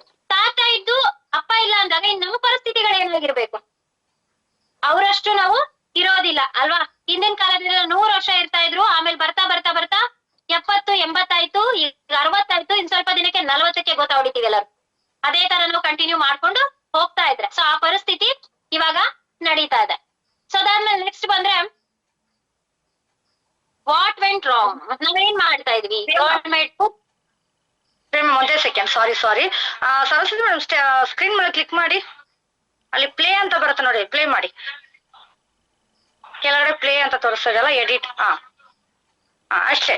ನೆಕ್ಸ್ಟ್ ಪೇಜ್ ಅಂತ ನೋಡಿ, ಅಲ್ಲಿ ಕ್ಲಿಕ್ ಮಾಡಿ ಸಾಕು, ಅಷ್ಟೇ. ನೀವು ಕ್ಲಿಕ್ ಮಾಡ್ತಾ ಬನ್ನಿ, ನೀಟಾಗಿ ಬರುತ್ತೆ. Okay madam, sorry for the disturbance, start ಮಾಡಿ. No problem. Yes, what went wrong ಅಂದ್ರೆ god made food, man made food. ಅಂದ್ರೆ ದೇವರು ರಚನೆ ಮಾಡಿರುವಂತ ಆಹಾರ, ಮನುಷ್ಯ ರಚನೆ ಮಾಡಿರುವಂತ ಆಹಾರ. ದೇವ್ರು ನಮ್ಗೆ ಒಳ್ಳೊಳ್ಳೆ ಆಹಾರನ ಕೊಟ್ಟಿದ್ದಾನೆ, ಹಣ್ಣು, ತರಕಾರಿ, ಸೊಪ್ಪು, ಹಾಲು, ಮೊಸರು, ಮೊಟ್ಟೆ ಅಂತೆಲ್ಲಾ ಕೊಟ್ಟಿದ್ದಾನೆ. ಬಟ್ ಅದನ್ನ ತಿನ್ನೋದ್ ಬಿಟ್ಟು ಮನುಷ್ಯ ರಚನೆ ಮಾಡಿರುವಂತ ಆಹಾರದ ಹಿಂದೆ ನಾವು ಹೋಗಿದ್ವಿ ಅಲ್ವಾ. Pizza, burger, gobi manchurian, panipuri, juices, Coca Cola, Mirinda, Pepsi, Fanta, ಇದೆಲ್ಲ ಇಲ್ಲ ಅಂತಂದ್ರೆ ಅವತ್ತಿನ ಪಾರ್ಟಿನೇ ಫುಲ್ಫಿಲ್ ಆಗಲ್ಲ, ಅವತ್ತಿನ ಫಂಕ್ಷನ್ ಫುಲ್ಫಿಲ್ ಆಗಲ್ಲ ಅಲ್ವಾ. ಇವಾಗ ಎಲ್ಲಾ ಪಾರ್ಟೀಸ್ ಗಳು ಏನ್ ಮಾಡ್ತಾರೆ, ಒಂದೊಂದ್ ಗ್ಲಾಸ್ ಜ್ಯೂಸ್ ಅನ್ನ ಕೊಡ್ತಾ ಇದ್ದಾರೆ ಅಲ್ವಾ. ಅದಿಲ್ದೇನೆ ಆ ಪಾರ್ಟಿನೇ ಫುಲ್ಫಿಲ್ ಆಗಲ್ಲ, ಆ ತರ ನಡೀತಾ ಇದೆ. ಅಂದ್ರೆ ದೇವ್ರು ಒಳ್ಳೊಳ್ಳೆ ಆಹಾರನ ನಮ್ಗೆ ಕೊಡ್ತಾ ಇದ್ದ, ಬಟ್ ನಾವೇನ್ ಮಾಡ್ತಾ ಇದೀವಿ, ಪಿಜ್ಜಾ, ಪಾನಿಪುರಿ, ಬರ್ಗರ್ ಅಂತ ಹೇಳಿ ನಮ್ಮ ಹೆಲ್ದಿ ಫುಡ್ ಅನ್ನ ನಾವೇ ಹಾಳು ಮಾಡ್ಕೊಂಡಿದೀವಿ. ಎಕ್ಸಾಂಪಲ್ ನಾವ್ ಏನ್ ಮಾಡ್ತೀವಿ, ಬೆಳಗ್ಗೆ ನಾವು ತಿಂಡಿ ತಿಂದ್ಮೇಲೆ ಮಧ್ಯಾಹ್ನ ಊಟ ಮಾಡ್ತೀವಿ, ರಾತ್ರಿ ಊಟ ಮಾಡ್ತೀವಿ. ಅಕಸ್ಮಾತ್ ಮಧ್ಯಾಹ್ನ ಸರಿಯಾದ ಸಮಯಕ್ಕೆ ನಾವು ಊಟ ಮಾಡಕ್ ಆಗ್ಲಿಲ್ಲ, ಸ್ವಲ್ಪ ಟೈಮ್ ಆಗೋಯ್ತು, ಟೈಮ್ ಮೀರೋಯ್ತು ಅಂದ್ರೆ 4 ಗಂಟೆ ಒಂಚೂರು 3:30, 4 ಗಂಟೆ ಆಗ್ತಾ ಬಂತು ಅಂದ್ರೆ ಆ ಟೈಮಲ್ಲಿ ನಾವು ಊಟ ಮಾಡಕ್ಕಾಗಲ್ಲ. ಸ್ನಾಕ್ಸ್ ಟೈಮ್ ನಾವೇ ರಚನೆ ಮಾಡ್ಕೊಂಡ್ಬಿಟ್ಟಿದ್ವಿ. ಸಂಜೆ ಆದ್ರೆ ಇದು ಸ್ನಾಕ್ಸ್ ಟೈಮ್ ಅಂತ ಹೇಳಿ ನಾವೇನ್ ಮಾಡ್ತೀವಿ, ಸ್ನಾಕ್ಸ್ ನ ತಿನ್ನಕ್ ಹೋಗ್ತೀವಿ. ಪಿಜ್ಜಾ, ಬರ್ಗರ್, ಪಾನಿಪುರಿ, ಗೋಬಿ ಮಂಚೂರಿ ಅಂತ ಹೇಳಿ ಸ್ನಾಕ್ಸ್ ನ ತಿನ್ನಕ್ ಹೋಗ್ತೀವಿ. ಇನ್ನು ನೈಟ್ ಆಗ್ತಾ ಏನಾಗುತ್ತೆ, ಆ ತಿಂದಿರೋದು ಜೀರ್ಣ ಆಗಲ್ಲ. ನಾನ್ ಸಂಜೆ ತಾನೇ ಏನೆಲ್ಲ ತಿಂದ್ಬಿಟ್ಟೆ, ಹಾಗಾಗಿ ನಂಗೆ ಜೀರ್ಣ ಆಗ್ಲಿಲ್ಲ, ನನ್ಗೆ ಊಟ ಬೇಡ ಅಂತ ಹಾಗೆ ಮಲಗ್ತೀವಿ. ಅಂದ್ರೆ ಆ ದಿನದ ಪೂರ್ತಿ ಊಟ ಏನಾಯ್ತು, ಬೆಳಗಿನ ತಿಂಡಿ ಒಂದ್ ಚೆನ್ನಾಗಿ ತಿಂದಿರ್ತೀವಿ, ಬರೀ ಜಂಕ್ ಫುಡ್ ನ ತಿಂದು ಆ ದಿನವೆಲ್ಲ ನಾವು ಕಳೆದಿರ್ತೀವಿ. ಯಾಕಂದ್ರೆ ಮಧ್ಯಾಹ್ನದ ಊಟ ಇರಲ್ಲ, ಸಂಜೆ ನಾವು ಜಂಕ್ ಫುಡ್ ನ ತಿಂದು ರಾತ್ರಿ ಹೊಟ್ಟೆ ಹಸಿ ಎಲ್ಲ ಅಂತ ಹೇಳಿ ಹಾಗೆ ಮಲಗ್ತಾ ಇದೀವಿ. ಅಂದ್ರೆ ಇದನ್ನ ಎಲ್ಲಾ ತಿಂದು ನಾವೇನ್ ಮಾಡ್ಕೊಂಡಿದ್ವಿ, ನಮ್ಮ ದೇಹನ ನಾವು ಹಾಳು ಮಾಡ್ಕೊಂಡಿದ್ವಿ. ಹಾಗೆ ನೆಕ್ಸ್ಟ್ ಮ್ಯಾಮ್, ಹಾಗೆ ಹಿಂದಿನ ಕಾಲದ ಆಹಾರ ಪದ್ಧತಿ ಯಾವ ತರ ಇತ್ತು ಅಂತ ಹೇಳಿದ್ರೆ, ಸೌದೆ ಒಲೆಗಳಲ್ಲಿ ಅಡಿಗೆ ಮಾಡ್ತಾ ಇದ್ರು. ಆ ಫುಡ್ ಯಾವ ತರ ಇತ್ತು ಅಂತ ಹೇಳಿದ್ರೆ, ಅದಕ್ಕೆ ಬೇಕಾಗಿರುವಂತಹ ಪ್ರೋಟೀನ್ಸು, ವಿಟಮಿನ್ಸು, ಫೈಬರ್ಸ್ ಪ್ರತಿಯೊಂದು ನಮ್ಗೆ ಸಿಗ್ತಾ ಇತ್ತು, ಅಷ್ಟು ಚೆನ್ನಾಗಿ ನಮ್ಗೆ ಸಿಗ್ತಾ ಇತ್ತು. ಬಟ್ ಇವಾಗ ಏನಾಗಿದೆ, ಯಾರಪ್ಪ ಸೌದೆಗಳೆಲ್ಲ ತಗೊಂಡ್ ಬಂದು ಆ ಹೊಗೆಲಿ ಕುತ್ಕೊಂಡು ಅಡ್ಗೆ ಮಾಡೋರು ಅಂತ ಹೇಳಿ ಗ್ಯಾಸ್ ಅನ್ನ ಕಂಡಿಡಿದ್ರು. ಅದು ಸಮ್ ಡೇಸ್ ಗ್ಯಾಸ್ ಅಲ್ಲಿ ಅಡಿಗೆ ಮಾಡ್ತಾ ಇದ್ರು. ಬಟ್ ಈಗೇನಾಗಿದೆ, ಕರೆಂಟ್ ಸ್ಟವ್ ಬಂದ್ಬಿಟ್ಟಿದೆ ಗ್ಯಾಸ್ ಗಿಂತ. ಒಂದು ಸೀರಿಯಲ್ ಶುರು ಆಯ್ತು ಅಂತ ಹೇಳಿದ್ರೆ ಆ ಸ್ವಿಚ್ ಅನ್ನ ಆನ್ ಮಾಡಿಟ್ಟು ಬಂದ್ರೆ ಸಾಕು, ಸೀರಿಯಲ್ ಮುಗಿಯಷ್ಟರಲ್ಲಿ ಕರೆಂಟ್ ಪಾಸ್ ಆಗ್ತಾ ಆಗ್ತಾ ಆಗ್ತಾ ರೈಸ್ ರೆಡಿ ಆಗಿರುತ್ತೆ ಅಲ್ವಾ. ಫಸ್ಟ್ ಸೌದೆ ಒಲೆಗಳಲ್ಲಿ ಅಷ್ಟು ಚೆನ್ನಾಗಿ ವಿಟಮಿನ್ಸ್ ಪ್ರೋಟೀನ್ಸ್ ಎಲ್ಲ ಸಿಕ್ತಿದ್ದಂತ ಆಹಾರನು ಅಷ್ಟೇ ಟೇಸ್ಟಿ ಆಗಿರ್ತಾ ಇತ್ತು, ಆಹಾರನು ಅಷ್ಟೇ ಟೇಸ್ಟಿ ಆಗಿರ್ತಾ ಇತ್ತು. ಅಂತ ಆಹಾರನ ನಾವು ಬಿಟ್ಟು ಗ್ಯಾಸ್ ಅಲ್ಲಿ ಕರೆಂಟ್ ಪಾಸ್ ಮಾಡ್ಕೊಳ್ತಾ ಅಡ್ಗೆನ ಮಾಡ್ಕೊಳ್ತಾ ತಿಂತಾ ಬರ್ತಾ ಇದ್ವಿ ಅಲ್ವಾ. ಅದ್ರ ಜೊತೆಗೆ ಏನೇ ಅಡ್ಗೆ ಉಳಿದ್ರು ಕೂಡ ನಾವೇನ್ ಮಾಡ್ತೀವಿ, ಫ್ರಿಜ್ ಗಳಲ್ಲಿ ಸ್ಟೋರ್ ಮಾಡ್ತಾ ಇದೀವಿ. 2 ದಿನ 3 ದಿನ ಫ್ರಿಜ್ ಗಳಲ್ಲಿ ಇಟ್ಟು ಸ್ಟೋರ್ ಮಾಡಿರುವಂತ ಆಹಾರನ ನಾವು ತಿಂತಾ ಇದೀವಿ. ಅದ್ರಲ್ಲಿ ನಾವೇನ್ ಮಾಡಿರ್ತೀವಿ ಅದ್ರಲ್ಲಿ ಇರುವಂತ ಪ್ರೋಟೀನ್ಸ್ ವಿಟಮಿನ್ಸ್ ಎಲ್ಲಾ ಸತ್ವ ಸತ್ತೋಗಿರುತ್ತೆ. ಅದಾದ್ಮೇಲೆ ಅದನ್ನ ತಗೊಂಡ್ ತಿಂತಾ ಇದೀವಿ. ಕೆಲವರಂತೂ 4 ದಿನ ಆದ್ರೂ ಫ್ರಿಜ್ ಅಲ್ಲಿ ಇಟ್ಟು ತಿಂದಿರ್ತಾರೆ ಅಲ್ವಾ. ಸೊ ಈ ತರ ಕರೆಂಟ್ ಪಾಸ್ ಆಗ್ತಾ ಇರುವಂತಹ ಫುಡ್ ಅನ್ನ ನಾವು ತಿಂತಾ ಇದೀವಿ. ಆಗ್ಲೇ ಹೇಳ್ದ ನಾವು ಒಟ್ಟು ಕುಟುಂಬದಲ್ಲಿ ಎಲ್ಲಾರು ಕೂತ್ಕೊಂಡು, ಅದು ಅವಾಗಿನಂತೂ ಅಮ್ಮ ಕೈ ತುತ್ತನ ಕೊಡ್ತಾ ಇದ್ರು, ಅಮ್ಮ ಕೈ ತುತ್ತು ಕೊಡ್ತಾ ಇದ್ರು. ಸೌದೆ ಒಲೆಗಳಲ್ಲಿ ಅಡಿಗೆ ಮಾಡಿ ಕೈ ತುತ್ತು ಕೊಡ್ತಾ ತಿಂತಾ ಇರುವಂತ ಅನ್ನದ ರುಚಿ ಇನ್ ಲೈಫ್ ಅಲ್ಲೇ ಸಿಗಲ್ಲ ಅನ್ಸ್ಬಿಡುತ್ತೆ. ಯಾಕಂದ್ರೆ ಅಷ್ಟು ಟೇಸ್ಟಿ ಆಗಿರ್ತಿತ್ತು. ನಾವು ಕೂಡ ಅವಾಗೆಲ್ಲ ಅಜ್ಜಿ ಮನೆಗೆ ಹೋಗ್ತಾ ಇದ್ವಿ. ನಮ್ ಸ್ಕೂಲು ಕಾಲೇಜಸ್ಗೆಲ್ಲ ರಜೆ ಬಂದ್ರೆ ಸಾಕು, ನಮ್ಮ ಅಡ್ಡ ಅಂತ ಹೇಳಿದ್ರೆ ಅದು ಅಜ್ಜಿ ಮನೆನೆ. ಅವಾಗೆಲ್ಲ ನಮ್ಮ ಅಜ್ಜಿ ನಮ್ಮೆಲ್ಲಾ ಮಕ್ಳುಗಳಿಗೆಲ್ಲ ಒಟ್ಟಿಗೆ ಕೂರಿಸ್ಬಿಟ್ಟು ನಮ್ಮೆಲ್ರಿಗೂ ಕೂಡ ಒಟ್ಟಿಗೆ ಕೂರಿಸಿ ಅವ್ರಿಗೆಲ್ಲ ಒಟ್ಟಿಗೆ ಊಟ ಮಾಡಿಸ್ತಾ ಇದ್ರು ನಮ್ಗೆಲ್ಲ. ಅವಾಗಿನ ಟೇಸ್ಟ್ ಎಷ್ಟು ಚೆನ್ನಾಗಿರ್ತಿತ್ತು ಅಂದ್ರೆ ಆ ಖುಷಿ ಇವಾಗಿಲ್ಲ, ಯಾಕೆಂದ್ರೆ ನಮ್ಮ ಅಜ್ಜಿನೇ ಇಲ್ಲ. ಹಂಗಾಗಿ ನಮ್ಮ ಅಜ್ಜಿ ಹೋಗ್ತಾ ಇದ್ದಂಗೆ ಆ ಟೇಸ್ಟ್ ಹೋಗ್ಬಿಡ್ತು. ಅವಾಗ್ಲೇ ಹೇಳ್ತೀವಿ, ಯಾವತ್ತಾದ್ರೂ ತುಂಬಾ ಚೆನ್ನಾಗಿ ಮಾಡಿದ್ರೆ ಅಯ್ಯೋ ನನಗೆ ನಿಮ್ಮ ಅಜ್ಜಿ ನೆನಪಾಗ್ತಾ ಇದೆ, ಅಜ್ಜಿ ಮಾಡಿರೋ ತರ ಅಡ್ಗೆನ ಮಾಡಿದ್ಯಾ, ಅಷ್ಟು ಚೆನ್ನಾಗಿದೆ ಅಂತ ಹೇಳಿ ಹೇಳ್ತಾ ಇರ್ತಾರೆ. ಅಂದ್ರೆ ಇವಾಗಿನ ಫುಡ್ ಆ ತರ ಇದೆ. ಅದ್ರ ಜೊತೆಗೆ ಏನಾದ್ರು ಮಾಡ್ಬೇಕು, ಕರೆಂಟ್ ಪಾಸ್ ಮಾಡ್ತಾ ಮಾಡ್ತಾ ನಾವು ಕರೆಂಟ್ ಸ್ಟವ್ ಗಳಾಗಿರ್ಬೋದು, ಓವನ್ ಆಗಿರ್ಬೋದು, ಸೊ ಈ ತರನ ಬಳಕೆ ಮಾಡಿ ಮಾಡಿ ಮಾಡಿ ನಮ್ಮ ದೇಹನ ನಮ್ಮ ಹೆಲ್ತ್ ನ ನಾವೇ ಹಾಳು ಮಾಡ್ಕೊಳ್ತಾ ಇದೀವಿ. ಇಂದಿನ ಕಾಲದ ಪದ್ಧತಿ ಇವಾಗ ಯಾರು ನಡೆಸ್ತೀರಿ, ಎಲ್ಲೋ ಕೆಲವರು ಮಾತ್ರ ಇಲ್ಲ ಮೇಡಮ್ ನಾವು ಸೌದೆ ಒಲೆಗಳಲ್ಲಿ ಅಡಿಗೆ ಮಾಡಿ ಊಟ ಮಾಡ್ತಾ ಇದೀವಿ ಅನ್ನೋರು ಸ್ವಲ್ಪ ಜನ, ಬೆರಳೆಣಿಕೆ ಎಷ್ಟು ಜನ ಇದಾರೆ, ಇಲ್ಲ ಅಂತ ಹೇಳಲ್ಲ, ಬೆರಳೆಣಿಕೆ ಎಷ್ಟು ಜನ ಇದಾರೆ. ಸಮ್ ಡೇಸ್ ಆದಾಗ ಅವರು ಮಾಡಲ್ಲ, ಅವ್ರ ಯಾರಿಗ್ ಮಾಡ್ತಿದಾರೆ ಅವ್ರು ಇರೋವರೆಗೂ ಮಾಡ್ತಾರೆ. ಅವ್ರ ಆದ್ಮೇಲೆ ನೆಕ್ಸ್ಟ್ ಯಾರು ಇದಾರೆ ಅವ್ರು ಮಾಡ್ಕೊಂಡು ಹೋಗಲ್ಲ. ಸೊ ಯಾಕಂದ್ರೆ ಇವಾಗಿನ ಪದ್ಧತಿ ಅದೇ ತರ ಇದೆ. ಬಟ್ ಅವಾಗಿನ ಲೈಫ್ ನೋಡಿದ್ರೆ ಈಗ್ಲೂ ಖುಷಿ ಆಗುತ್ತೆ. ಒಂದು ಮನೆಯಲ್ಲಿ ಒಂದು 15 ಜನ ಫ್ಯಾಮಿಲಿ ಸೈಜ್ ಇದೆ ಅಂದ್ರೆ ಆ ಇಡೀ ಮನೆಗೆ ಫೋನ್ ಇರ್ತಿದೆ, ಒಂದೇ ಲ್ಯಾಂಡ್ಲೈನ್. ಆ ಫೋನ್ ರಿಂಗ್ ಆಯ್ತು ಅಂದ್ರೆ ಸಾಕು 15 ಜನ ಓಡ್ ಬಂದ್ ಆ ಫೋನ್ ಅಕ್ಕಪಕ್ಕ ನಿಂತ್ಬಿಡ್ತಾ ಇದ್ರು. ಆ ಫೋನ್ ಅಕ್ಕಪಕ್ಕ ಕಿತ್ಕೊಂಡ್ ಫೋನ್ ಅನ್ನ ಮಾತಾಡ್ತಿದ್ರು, ನಾನ್ ಮಾತಾಡ್ತೀನಿ ಅಂತ ಹೇಳಿ. ಬಟ್ ಈಗ ಮನೆಯಲ್ಲಿ 15 ಜನ ಬೇಡ, ಬರೀ 5 ಜನ ಇರ್ಲಿ, 4 ಜನ ಇರ್ಲಿ, ಒಬ್ಬೊಬ್ರ ಕೈಲಿ ಒಂದೊಂದು ಫೋನ್ ಇರುತ್ತೆ. ಒಬ್ರು ಆ ರೂಮಲ್ಲಿ ಫೋನ್ ನೋಡ್ಕೊಂಡ್ ಮಲಗ್ತಾರೆ, ಒಬ್ರು ಈ ರೂಮಲ್ಲಿ ಫೋನ್ ನೋಡಿ ಮಲಗ್ತಾರೆ. ಬೇಡ ಗಂಡ ಹೆಂಡತಿ ಇದ್ರೆ ಗಂಡ ಆಚೆ ತಿರ್ಕೊಂಡು ಫೋನ್ ನೋಡ್ತಿರ್ತಾರೆ, ಹೆಂಡತಿ ಈ ಕಡೆ ತಿರ್ಕೊಂಡು ಫೋನ್ ನೋಡ್ತಿರ್ತಾರೆ. ಈ ಲೈಫ್ ಸ್ಟೈಲ್ ಇವಾಗ ನಡೀತಾ ಇದೆ. ಕಾಮನ್ ಅದು ಎಲ್ಲಿ ನೀವು ಜೆನ್ಯೂನ್ ಆಗಿ ಹೇಳಿ ಅಲ್ವಾ, ಕಾಮನ್ ಆಗಿ ಅವ್ರ ಪಾಡೋಗ್ ಅವ್ರು ಮೊಬೈಲ್ ನೋಡ್ತಾ ಇರ್ತಾರೆ. ಸೊ ಇದೇ ಲೈಫ್ ಸ್ಟೈಲ್ ಎಲ್ಲರಲ್ಲೂ ನಡೀತಾ ಇರುವಂತದ್ದು. ಮತ್ ಇನ್ನೊಂದ್ ಏನ್ ಗೊತ್ತಾ, ಇವಾಗ ಯಾರಿಗೂ ಕೂಡ ಬೇಗ ಮಲಗಲ್ಲ. 11 ಗಂಟೆ 12 ಗಂಟೆ ಆದ್ರೂ ಮೊಬೈಲ್ ನೋಡ್ತಾ ಇರ್ತೀವಿ ನಾವು.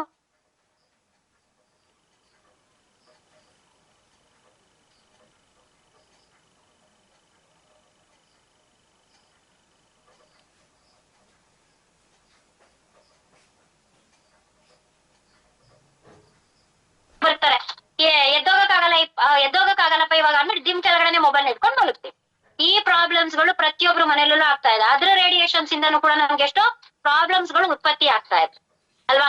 ಸೊ ಕೆಲವರು ಅಯ್ಯೋ ಮೊಬೈಲ್ ನ ಪಕ್ಕದಲ್ಲಿ ಇಟ್ಕೊಂಡು ಮಲಗಬಾರ್ದು ಅನ್ನೋರು ಕೆಲವರು ಮಾತ್ರ ದೂರದಲ್ಲಿ ಇಟ್ಟು ಹೋಗ್ಬಿಟ್ಟು ಮೊಬೈಲ್ ಇಟ್ಟು ಬರ್ತಾರೆ. ಇನ್ ಕೆಲವರು ಜಿಮ್ ಪಕ್ಕನೆ ಇಟ್ಕೊಂಡು ಮಲಗ್ತಾರೆ. ಇದರಿಂದನೂ ಎಷ್ಟೋ ಪ್ರಾಬ್ಲಮ್ಸ್ ಗಳು ಉತ್ಪತ್ತಿ ಆಗ್ತಾ ಇದೆ ಅಲ್ವಾ. ಇದಕ್ಕೆಲ್ಲ ನಮ್ಗೆ ಏನು ಸೊಲ್ಯೂಷನ್ಸ್ ಇಲ್ವಾ ಅನ್ನೋದ್ರು ನೋಡಿದ್ರೆ, ಹಿಂದಿನ ಕಾಲದಲ್ಲಿ ಒಳ್ಳೆ ಆಹಾರ ಪದ್ಧತಿ ಇತ್ತು, ಒಳ್ಳೆ ಬಾಂಡಿಂಗ್ ಇತ್ತು, ಫ್ಯಾಮಿಲಿ ಬಾಂಡಿಂಗ್ ಇತ್ತು, ಅವಾಗ ಹೆಲ್ದಿಯಾಗಿ ಇರ್ತಾ ಇದ್ರು. ಬಟ್ ಇವಾಗ ಅದಕ್ಕೆ ಒಂದು ಒಳ್ಳೆ ದಾರಿ ಇದೆ. ಯಾಕೆಂದ್ರೆ ಅದಕ್ಕೋಸ್ಕರ ನಮ್ಮ ವಿ ಸ್ಟಾರ್ ವೆಲ್ನೆಸ್ ಅನ್ನೋ ಒಂದು ಪ್ಲಾಟ್ಫಾರ್ಮ್ ನಮ್ಗೆ ಎಲ್ರಿಗೂ ಸಿಕ್ಕಿದೆ. ಹಿಂದಿನ ಕಾಲದಲ್ಲಿ ಯಾವ ತರ ಗಟ್ಟಿ ಮುಟ್ಟಾಗಿದ್ರು, ಹಿಂದಿನ ಕಾಲದ ಆಹಾರ ಪದ್ಧತಿ ಆತರ ಇದ್ದು ಗಟ್ಟಿ ಮುಟ್ಟಾಗಿದ್ರು, ನಾವು ಈ ಪ್ರಾಡಕ್ಟ್ ಗಳನ್ನ ಯೂಸ್ ಮಾಡ್ತಾ ಮಾಡ್ತಾ ಮಾಡ್ತಾ ಹಿಂದಿನ ಕಾಲದಲ್ಲಿ ಯಾವ ತರ ಇದ್ರು ಅದೇ ತರ ನಾವು ಕೂಡ ಗಟ್ಟಿ ಮುಟ್ಟಾಗಿರ್ಬೋದು ಅಂತ ವಂಡರ್ಫುಲ್ ವಿ ಸ್ಟಾರ್ ವೆಲ್ನೆಸ್ ಅನ್ನೋ ಪ್ರಾಡಕ್ಟ್ಸ್ ನಮ್ಮೆಲ್ರಿಗೂ ಪರಿಚಯ ಮಾಡಿದ್ರೆ ಒನ್ಸ್ ಅಗೇನ್ ನಾನು ನಮ್ಮ MD ಸರ್ಗೆ ಥ್ಯಾಂಕ್ ಯು ಹೇಳ್ತೀನಿ. ಸೊ ಹಾಗೆ ನಮ್ಮ ಸಂಸ್ಥೆಯಲ್ಲಿ ಇರುವಂತಹ ಪ್ರಾಡಕ್ಟ್ಸ್ ಗಳ ಬಗ್ಗೆ ನಾನು ಇವತ್ತು ನಿಮ್ಗೆ ತಿಳಿಸ್ತೀನಿ. ಅದರಲ್ಲಿ ಮೊದಲನೇದಾಗಿ ನೆಕ್ಸ್ಟ್ ಇಮ್ಯುನಿಟಿ ಕಾಪ್. ಸೊ ಇಮ್ಯುನಿಟಿ ಕಾಪ್ ಬಗ್ಗೆ ಹೇಳ್ಬೇಕು ಅಂತ ಹೇಳಿದ್ರೆ ಫಸ್ಟ್ ಹೇಳ್ಬಿಡ್ತೀನಿ, ನಾನು ಎಲ್ಲಾ ಪ್ರಾಡಕ್ಟ್ಸ್ ಗಳಿಗೂ ಕೂಡ ಯಾವುದೇ ರೀತಿ ಕೆಮಿಕಲ್ ಸ್ಟಿರಾಯ್ಡ್ ಬಳಕೆ ಮಾಡಿಲ್ಲ. ಎಲ್ಲದಕ್ಕೂ ಆಯುರ್ವೇದ ಇಂಗ್ರೀಡಿಯೆಂಟ್ಸ್ ನ ಬಳಕೆ ಮಾಡಿ ನಮ್ಮ ಪ್ರಾಡಕ್ಟ್ಸ್ ಪ್ರಾಡಕ್ಟ್ಸ್ ಉತ್ಪನ್ನಗಳು ನಮ್ಗೆ ಸಿಗ್ತಾ ಇದೆ. ಯಾವುದೇ ರೀತಿ ಕೆಮಿಕಲ್ ಸ್ಟಿರೈಡ್ ಇಲ್ಲ. ಎಲ್ಲ ಅಲೋವೆರಾ ಇರ್ಬೋದು, ಜಿಂಜರ್ ಇರ್ಬೋದು, ಗಿಲಾಯಿ, ಅಶ್ವಗಂಧ, ಮುಲಾತಿ, ಮೇಥಿ, ಆಪಲ್ ಎಕ್ಸ್ಟ್ರಾ, ಪ್ರತಿಯೊಂದು ಕೂಡ ಎಲ್ಲಾ ರೀತಿ ಆಯುರ್ವೇದ ಇಂಗ್ರೀಡಿಯೆಂಟ್ಸ್, ಗಿಡಮೂಲಿಕೆಗಳ ಬೇರುಗಳನ್ನ ಹಾಕಿ ಮಾಡಿರುವಂತ ಆಯುರ್ವೇದ ಉತ್ಪನ್ನಗಳು ನಮ್ಗೆ ಸಿಗ್ತಾ ಇದೆ. ಸೊ ಅದರಲ್ಲಿ ಮೊದಲನೇದಾಗಿ ಇಮ್ಯುನಿಟಿ ಕಾರ್ಡ್. ಇಮ್ಯುನಿಟಿ ಕಾರ್ಡ್ ಬಗ್ಗೆ ಹೇಳ್ಬೇಕು ಅಂದ್ರೆ ಇದು ನಮ್ಮ ಸಂಸ್ಥೆಯ ಮದರ್ ಪ್ರಾಡಕ್ಟ್ ಅಂತ ಹೇಳ್ಬೋದು. ಯಾಕೆಂದ್ರೆ ಇದು ಇಡೀ ಬಾಡಿಯ ಸರ್ವಿಸ್ ಮಾಡುತ್ತೆ. ನಮ್ಮ MD ಸರಿಗೆ ಗೊತ್ತು, ನೀವು ಇಡೀ ಬಾಡಿ ಚೆಕಪ್ ಮಾಡಲ್ಲ, ಅದಕ್ಕೋಸ್ಕರ ವರ್ಷಕ್ಕೆ 3 ಬಾಟಲ್ ಇದನ್ನ ತಗೊಂಡು ನಿಮ್ಮ ಇಡೀ ಬಾಡಿ ಚೆನ್ನಾಗಿರ್ಲಿ ಅಂತ ಹೇಳಿ. ಅಂದ್ರೆ ಇದಕ್ಕೆ ಎಕ್ಸಾಂಪಲ್ ಕೊಡ್ತೀನಿ. ನಾವೊಂದು ಗಾಡಿ ತಗೊಳ್ಳಿ, ಒಂದು ಸ್ಕೂಟರ್ ಇರ್ಬೋದು, ಬೈಕ್ ಇರ್ಬೋದು, ಕಾರ್ ಇರ್ಬೋದು, ನಾವ್ ಎಷ್ಟ್ ತಿಂಗಳಿಗೊಮ್ಮೆ ನಾವು ಸರ್ವಿಸ್ ಮಾಡಿಸ್ತೀವಿ? Yearly once, 6 month once, 3 months once ನಾವು ಗಾಡಿನ ಸರ್ವಿಸ್ ಮಾಡಿಸ್ತಾ ಇರ್ತೀವಿ ಅಲ್ವಾ. ನಾವು ನೀಟಾಗಿ ಸೋಪು ಶಾಂಪು ಹಾಕೊಂಡು ನೀಟಾಗಿ ಸ್ನಾನ ಮಾಡ್ತೀವೋ ಇಲ್ವೋ ನಮಗ್ ಗೊತ್ತಿಲ್ಲ, ಗಾಡಿಗಳು ಮಾತ್ರ ಪಳ ಪಳ ಹೊಳಿತಾ ಇರುತ್ತೆ. ಅಷ್ಟು ಚೆನ್ನಾಗಿ ಗಾಡಿ ಇಟ್ಕೊಳ್ತಾರೆ, ನೀಟಾಗಿ ವಾಶ್ ಮಾಡಿ ಒರೆಸಿ ನೀಟಾಗಿ ಅಷ್ಟು ಚೆನ್ನಾಗಿ ಇಟ್ಕೊಳ್ತಾರೆ ಅಲ್ವಾ. ಸೊ ಇದಕ್ಕೆ ಅದೇ ನಮ್ಮ ಬಾಡಿ ಚೆಕಪ್ ಯಾವಾಗ ಮಾಡ್ಸಿರ್ತೀವಿ? ವರ್ಷ ಅಲ್ಲ, ನಮಗೆ ಏನಾದ್ರೂ ಹೆಚ್ಚು ಕಡಿಮೆ ಆಗಿ ಹಾಸ್ಪಿಟ್ಲಿಗೆ ಹೋಗಿ ಅಡ್ಮಿಟ್ ಆಗಿ ಡಾಕ್ಟರ್ ಹೇಳ್ಬೇಕು ಒಂದ್ಸಲ ಬಾಡಿ ಚೆಕಪ್ ಮಾಡ್ಸಿ ಅಂತ. ಅಲ್ಲಿವರೆಗೂ ಸುಮ್ನೆ ನಾವ್ ಯಾರು ಬಾಡಿ ಚೆಕಪ್ ಮಾಡ್ಸಲ್ಲ. ಕೆಲವರು ಡಾಕ್ಟರ್ ಹೇಳ್ದಾಗ ಬಾಡಿ ಚೆಕಪ್ ಮಾಡಿಸ್ತಾರೆ, ಇನ್ ಕೆಲವರು ಡಾಕ್ಟರ್ ಹೇಳಿಲ್ಲ ಅಂತ ಹೇಳಿದ್ರು ಕೂಡ ಅಯ್ಯೋ ಇವಾಗ ದುಡ್ಡಿಲ್ಲ ನೆಕ್ಸ್ಟ್ ಮಾಡಿದ್ರ ಆಯ್ತು ಅಂತ ಕೆಲವರು. ಇನ್ ಕೆಲವರು ಯಪ್ಪ ಬಾಡಿ ಚೆಕಪ್ ಮಾಡಿಸಿ ಏನಾದ್ರೂ ಕಾಯಿಲೆ ಇದೆ ನಿನಗೆ ಅನ್ಬಿಟ್ಟು ಆ ಟೆನ್ಷನ್ ಅಲ್ಲಿ ಇನ್ನೂ ಜಾಸ್ತಿ ಟೆನ್ಷನ್ ಆಗ್ಬಿಡುತ್ತೆ. ಬೇಡಪ್ಪ ನಾನ್ ಮಾಡ್ಸದೆ ಬೇಡ, ಇರೋಷ್ಟು ದಿನ ಹಿಂಗೆ ಇದ್ಬಿಡೋಣ ಅಂತ ಇರೋರು ತುಂಬಾ ಜನ ಇದೀರಾ ಅಲ್ವಾ. ಆದ್ರೆ ಅದಕ್ಕೆ ಇನ್ನೊಂದು ಎಕ್ಸಾಂಪಲ್ ಹೇಳ್ತೀನಿ. ರಸ್ತೆನಲ್ಲಿ ನಾವು ನಡ್ಕೊಂಡು ಹೋಗ್ಬೇಕಾದ್ರೆ ಯಾರೋ ಒಬ್ರು ಆ ಕಡೆಯಿಂದ ಬರ್ತಾ ನಮಗೊಂಚೂರು ಟಚ್ ಮಾಡ್ಕೊಂಡು ಹೋಗ್ತಾರೆ, ಇಲ್ಲ ತಗಸ್ಕೊಂಡು ಹೋಗ್ತಾರೆ. ನಾವ್ ಏನ್ ಹೇಳ್ತೀವಿ? ಯಾಕ್ರಿ ಕಾಣಿಸಲ್ವಾ, ಮುಂದೆ ನೋಡ್ಕೊಂಡು ಹೋಗಿ ಅಂತ ಹೇಳ್ತೀವಿ. ಅದನ್ ಬಿಟ್ಟು ಬರ್ಬಾರ್ದೇ ಇರೋ ಮಾತು ಏನೇನೋ ಬೈಕ್ಗಳನ್ನ ರೋಡಲ್ಲಿ ಬೈಕೊಂಡು ನಿಂತ್ಕೋತೀವ. ಏನೋ ಗೊತ್ತಾಗದೆ ಟಚ್ ಮಾಡ್ಕೊಂಡು ಹೋಗ್ಬಿಟ್ರು ನೋಡ್ಕೊಂಡು ಹೋಗ್ರಿ ಯಾಕೆ ಕಾಣಲ್ಲ ಅಂತ ಹೇಳಿ ಬೈಕ್ ಕಳಿಸ್ತೀವಿ ಅಷ್ಟೇ, ಬಿಟ್ರೆ ನಾವು ಜಾಸ್ತಿನೇನ್ ಬೈಯಕ್ ಹೋಗಲ್ಲ. ಅದೇ ನಾವು ಸ್ಕೂಟ್ರಲ್ಲೋ ಕಾರಲ್ಲೋ ಹೋಗ್ತಾ ಇರ್ಬೇಕಾದ್ರೆ ನಮ್ ಸ್ಕೂಟ್ರಿಗೋ ಕಾರ್ಗೋ ಯಾರೋ ಬಂದು ಡಿಕ್ಕಿ ಹೊಡೆದ್ಬಿಟ್ರೆ ಯಾಕ್ರಿ ಕಾಣಿಸಲ್ಲ ನಿಮ್ಗೆ ನೋಡ್ಕೊಂಡು ಹೋಗ್ರಿ ಅಂತ ಸುಮ್ನೆ ಯಾರು ಹೋಗ್ತೀರಾ? ಹ್ಯಾಂಡ್ ರೈಸ್ ಮಾಡಿ ನೋಡೋಣ. ಯಾರೂ ಮಾಡಲ್ಲ. ಯಾವತ್ತು ಮಾತಾಡದೆ ಇರೋ ಬೈಗುಳಗಳು, ಯಾವತ್ತು ಮಾತಾಡದೆ ಇರುವಂತ ಮಾತುಗಳು ನಮ್ ಬಾಯಲ್ಲಿ ಬಂದ್ಬಿಡುತ್ತೆ ಅಲ್ವಾ. ಅದು ಸ್ಕೂಟರ್, ನಮ್ ಕಾರ್ ಗುದ್ಬಿಟ್ರು ಅಂತ ಹೇಳಿ. ಅಂದ್ರೆ ಬೆಲೆ ಕಟ್ಟಕ್ ಆಗದೆ ಇರುವಂತ ನಮ್ಮ ದೇಹಕ್ಕೆ ನಾವು ಬೆಲೆ ಕೊಡ್ತಾ ಇಲ್ಲ, ಬೆಲೆ ಕಟ್ತೀವಲ್ಲ, ಸೊ ಅದಕ್ಕೆ ಆ ವಸ್ತುಗಳಿಗೆ ನಾವು ಬೆಲೆ ಕೊಡ್ತಾ ಇದೀವಿ. ಆ ಸ್ಕೂಟರ್ ಇರ್ಬೋದು, ಕಾರ್ ಇರ್ಬೋದು, ಅದರ ಸ್ಪೇರ್ ಪಾರ್ಟ್ಸ್ ಗಳು ಶೋರೂಮ್ ಅಲ್ಲಿ ಸಿಗುತ್ತಲ್ವಾ. ಏನೇ ಒಂದು ಸ್ಪೇರ್ ಹಾಳಾಗೋಯ್ತು ಅಂದ್ರೆ ಗಾಡಿದು ಹೋಗಿ ಮತ್ತೆ ನಾವು ಅದನ್ನ ತಗೊಳ್ಬಹುದು. ಅದೇ ನಮ್ಮ ಮನುಷ್ಯನ ಸ್ಪೇರ್ ಪಾರ್ಟ್ಸ್ ಗಳು, ಒಂದ್ ಕಣ್ ಚಿಕ್ಕದಾಗಿದೆ, ಇನ್ನೊಂದ್ ಕಣ್ ದೊಡ್ಡದಾಗಿದೆ, ಸರಿ ಮಾಡ್ಕೊಳ್ಳೋಣ. ನಾನೀಗ ಎಕ್ಸಾಂಪಲ್ ನಾನೇ ಕುಳ್ಳಗಿದ್ದೀನಪ್ಪ, ನಾನು ಹೈಟ್ ಆಗ್ಬೇಕು, ಇವಾಗ ನಾನು ಹೈಟ್ ಆಗ್ಬೇಕು, ಹೆಂಗ್ ಮಾಡ್ಕೊಳ್ಳೋಣ? ಹೈಟ್ ಆಗ್ತೀನ ನಾನು? ಲೈಫಲ್ಲಿ ಹೈಟ್ ಆಗಲ್ಲ. ನಿನ್ನ ಹೈಟ್ ಇಷ್ಟೇ ಮುಗ್ಸೈತು, ಇರೋವರೆಗೂ ಹಿಂಗೆ ಇರು ಅಂತ ಹೇಳುತ್ತೆ ಅಲ್ವಾ. ಸೊ ಅಂದ್ರೆ ನಮ್ ಸ್ಪೇರ್ ಪಾರ್ಟ್ಸ್ ಗಳು ಎಲ್ಲೂ ಸಿಗಲ್ಲ ರೀ. ದೇವ್ರು ಕೊಟ್ಟಂತ ವರ ಇದು, ಅದನ್ನ ನಾವು ಉಳಿಸ್ಕೊಳ್ಳೋದನ್ನ ನಾವು ಕಲಿಬೇಕು ಅಲ್ವಾ. ಬೆಲೆ ಕಟ್ಟಕ್ಕಾಗದೆ ಇರುವಂತ ನಮ್ಮ ದೇಹನ ರಚನೆ ಮಾಡಿದಾನೆ, ಅದಕ್ ಬೆಲೆ ಕೊಡ್ದೇನೆ ನಾವ್ ಚೆನ್ನಾಗಿದೀವಿ, ನಾವ್ ಗಟ್ಟಿಯಾಗಿದೀವಿ ಅಂತ 100 ಕಾರ್ ನಮ್ಮನೆ ಮುಂದೆ ನಿಲ್ಲಿಸಬಹುದು ಅಲ್ವಾ. ಅದ್ ಬಿಟ್ಬಿಟ್ಟು ತಗೊಂಡ್ ಬಂದಿರೋ ಒಂದು ಕಾರ್ನ ಯಾರೋ ಟಚ್ ಮಾಡ್ಬಿಟ್ರು ಅಂದ್ಬಿಟ್ಟು ರೋಡಲ್ಲಿ ಗಂಟೆಗಟ್ಲೆ ರೋಡ್ ಬ್ಲಾಕ್ ಮಾಡ್ಕೊಂಡು ಜಗಳ ಆಡ್ಕೊಂಡು ನಿಂತಿರ್ತೀವಿ. ದುಡ್ಡು ರಿಕವರ್ ಮಾಡ್ಕೊಳ್ಳೋವರೆಗೂ ಬಿಟ್ಕೊಡಲ್ಲ ಅವ್ರನ್ನ ಅಲ್ವಾ. ಅಂದ್ರೆ ಅಷ್ಟು ನಾವು ಬೆಲೆನ ಕೊಡ್ತಾ ಇದೀವಿ. ಅದಕ್ಕೆ ದೇವ್ರ ಕಟ್ಟಕ್ ಆಗದೆ ಇರೋಂತ ನಮ್ಮ ಬಾಡಿಗೆ ಬೆಲೆನೇ ಕೊಡ್ತಾ ಇಲ್ಲ ಅಲ್ವಾ. ಸೊ ಅದಕ್ಕೋಸ್ಕರ MD ಸರ್ ಗೊತ್ತು, ನಿಮ್ಮ ಅಪ್ರಾಣೆ ನೀವು ಬಾಡಿ ಚೆಕಪ್ ನ ಮಾಡ್ಸಲ್ಲ ಹಾಸ್ಪಿಟಲ್ಗೆ ಹೋಗಿ. ಅದಕ್ಕೋಸ್ಕರ ಈ ಒಂದು ಇಮ್ಯುನಿಟಿ ಕಾಪ್ ನ ತಗೊಳೋದ್ರಿಂದ ಇಡೀ ಬಾಡಿಯ ಸರ್ವಿಸ್ ಮಾಡುತ್ತೆ, ಬ್ಲಡ್ ಸರ್ಕ್ಯುಲೇಷನ್ ಮಾಡುತ್ತೆ, ಮೋಷನ್ ಪ್ರಾಬ್ಲಮ್ ಸರಿ ಮಾಡುತ್ತೆ, ಪಿತ್ತ ಚೀಲದಲ್ಲಿ ಕಲ್ಲಿದ್ರೆ ಸರಿ ಮಾಡುತ್ತೆ, ಜೀರ್ಣಕ್ರಿಯೆ ಸರಿಯಾಗಿ ಮಾಡುತ್ತೆ, ಬಾಡಿಲಿರುವಂತ ಟಾಕ್ಸಿನ್ಸ್ ರಿಮೂವ್ ಮಾಡುತ್ತೆ, ಏನಾದ್ರೂ ಇನ್ಫೆಕ್ಷನ್ ಆದ್ರೆ ಇನ್ಫೆಕ್ಷನ್ ಆಗದೆ ಇರೋ ತರ ತಡೆಗಟ್ಟುತ್ತೆ ಅಲ್ವಾ. ಸೊ ಎಲ್ಲಾ ರೀತಿನೂ ತಡೆಗಟ್ಟಕ್ಕೆ ಬೆಸ್ಟ್ ಪ್ರಾಡಕ್ಟ್ ಅಂದ್ರೆ ಅದು ನಮ್ಮ ಇಮ್ಯುನಿಟಿ ಕಾಪ್ ಅಂತ ಹೇಳ್ತೇನೆ. ಸೊ ನಿಮ್ ಬಾಡಿ ಸರ್ವಿಸ್ ಮಾಡಿಲ್ಲ ಅಂದ್ರೆ ಪರವಾಗಿಲ್ಲ, ಇಮ್ಯುನಿಟಿ ಕಾಪ್ ತಗೊಳ್ಳೋದ್ನ ಮರಿಬೇಡಿ ಅಂತ ಹೇಳ್ತೀನಿ. ಹಾಗೆ ನೆಕ್ಸ್ಟ್ ಪ್ರಾಡಕ್ಟ್ ಬಂದ್ರೆ ಕಾಫ್ ಕಾಪ್. ಸೊ ಈ ಕಾಫ್ ಬಗ್ಗೆ ಹೇಳ್ಬೇಕು ಅಂದ್ರೆ ತುಂಬಾ ಜನಕ್ಕೆ ಕೆಲವ್ರಿಗೆ ಕೆಮ್ಮೆಲ್ಲ ಬಂದ್ರೆ 1 ದಿನಕ್ಕೆ 2 ದಿನಕ್ಕೆ ನಿಂತು ಬಿಡುತ್ತೆ. ಇನ್ ಕೆಲವ್ರಿಗೆ ಒಣಗೆಮ್ಮು, ಬರ್ಗೆಮ್ಮು ಅಂತ ಹೇಳ್ತೀವಿ, ತಿಂಗಳಾದ್ರೂ ಕೆಮ್ಮು ನಿಲ್ಲಲ್ಲ. ಸೊ ನಿಮಗೆ ಅಸ್ತಮಾ ಇರ್ಲಿ, ಕೆಮ್ಮಿರ್ಲಿ, ಕಾಫ್ ಇರ್ಲಿ, ಸೊ ಇದನ್ನ ತಗೊಳೋದ್ರೆ ಕಫ ಸಮೇತ ರಿಮೂವ್ ಆಗುತ್ತೆ. ನಿಮ್ಗೆ ಕೆಲವ್ರಿಗೆ 2 ತಿಂಗಳು 3 ತಿಂಗಳು ಆದ್ರೂ ಕೆಮ್ಮೆ ಹೋಗಲ್ಲ, ಕಫಾನೇ ಹೋಗಲ್ಲ. ಬಟ್ ಈ ಪ್ರಾಡಕ್ಟ್ ನ ತಗೊಳೋದ್ರಿಂದ ಕಫಾನ ರಿಮೂವ್ ಮಾಡುತ್ತೆ ಅಂತ ಒಂದು ಬೆಸ್ಟ್ ಪ್ರಾಡಕ್ಟ್ ಕಾಫ್ ಕಾಪ್ ಅಂತ ಹೇಳ್ಬೋದು. ಸೊ ಅದಾದ್ಮೇಲೆ ನೆಕ್ಸ್ಟ್ ಹೇಳ್ಬೇಕು ಅಂತ ಹೇಳಿದ್ರೆ ಅಡಿಕ್ಟೋ ಕಾಪ್. ಅಡಿಕ್ಟೋ ಕಾಪ್ ಬಗ್ಗೆ ಹೇಳ್ಬೇಕು ಅಂತ ಹೇಳಿದ್ರೆ ಎಷ್ಟೋ ಮನೆ ಜೀವ ಉಳಿಸಿರೋ ಪ್ರಾಡಕ್ಟ್ ಅಂತ ಹೇಳಕ್ ಇಷ್ಟಪಡ್ತೀನಿ.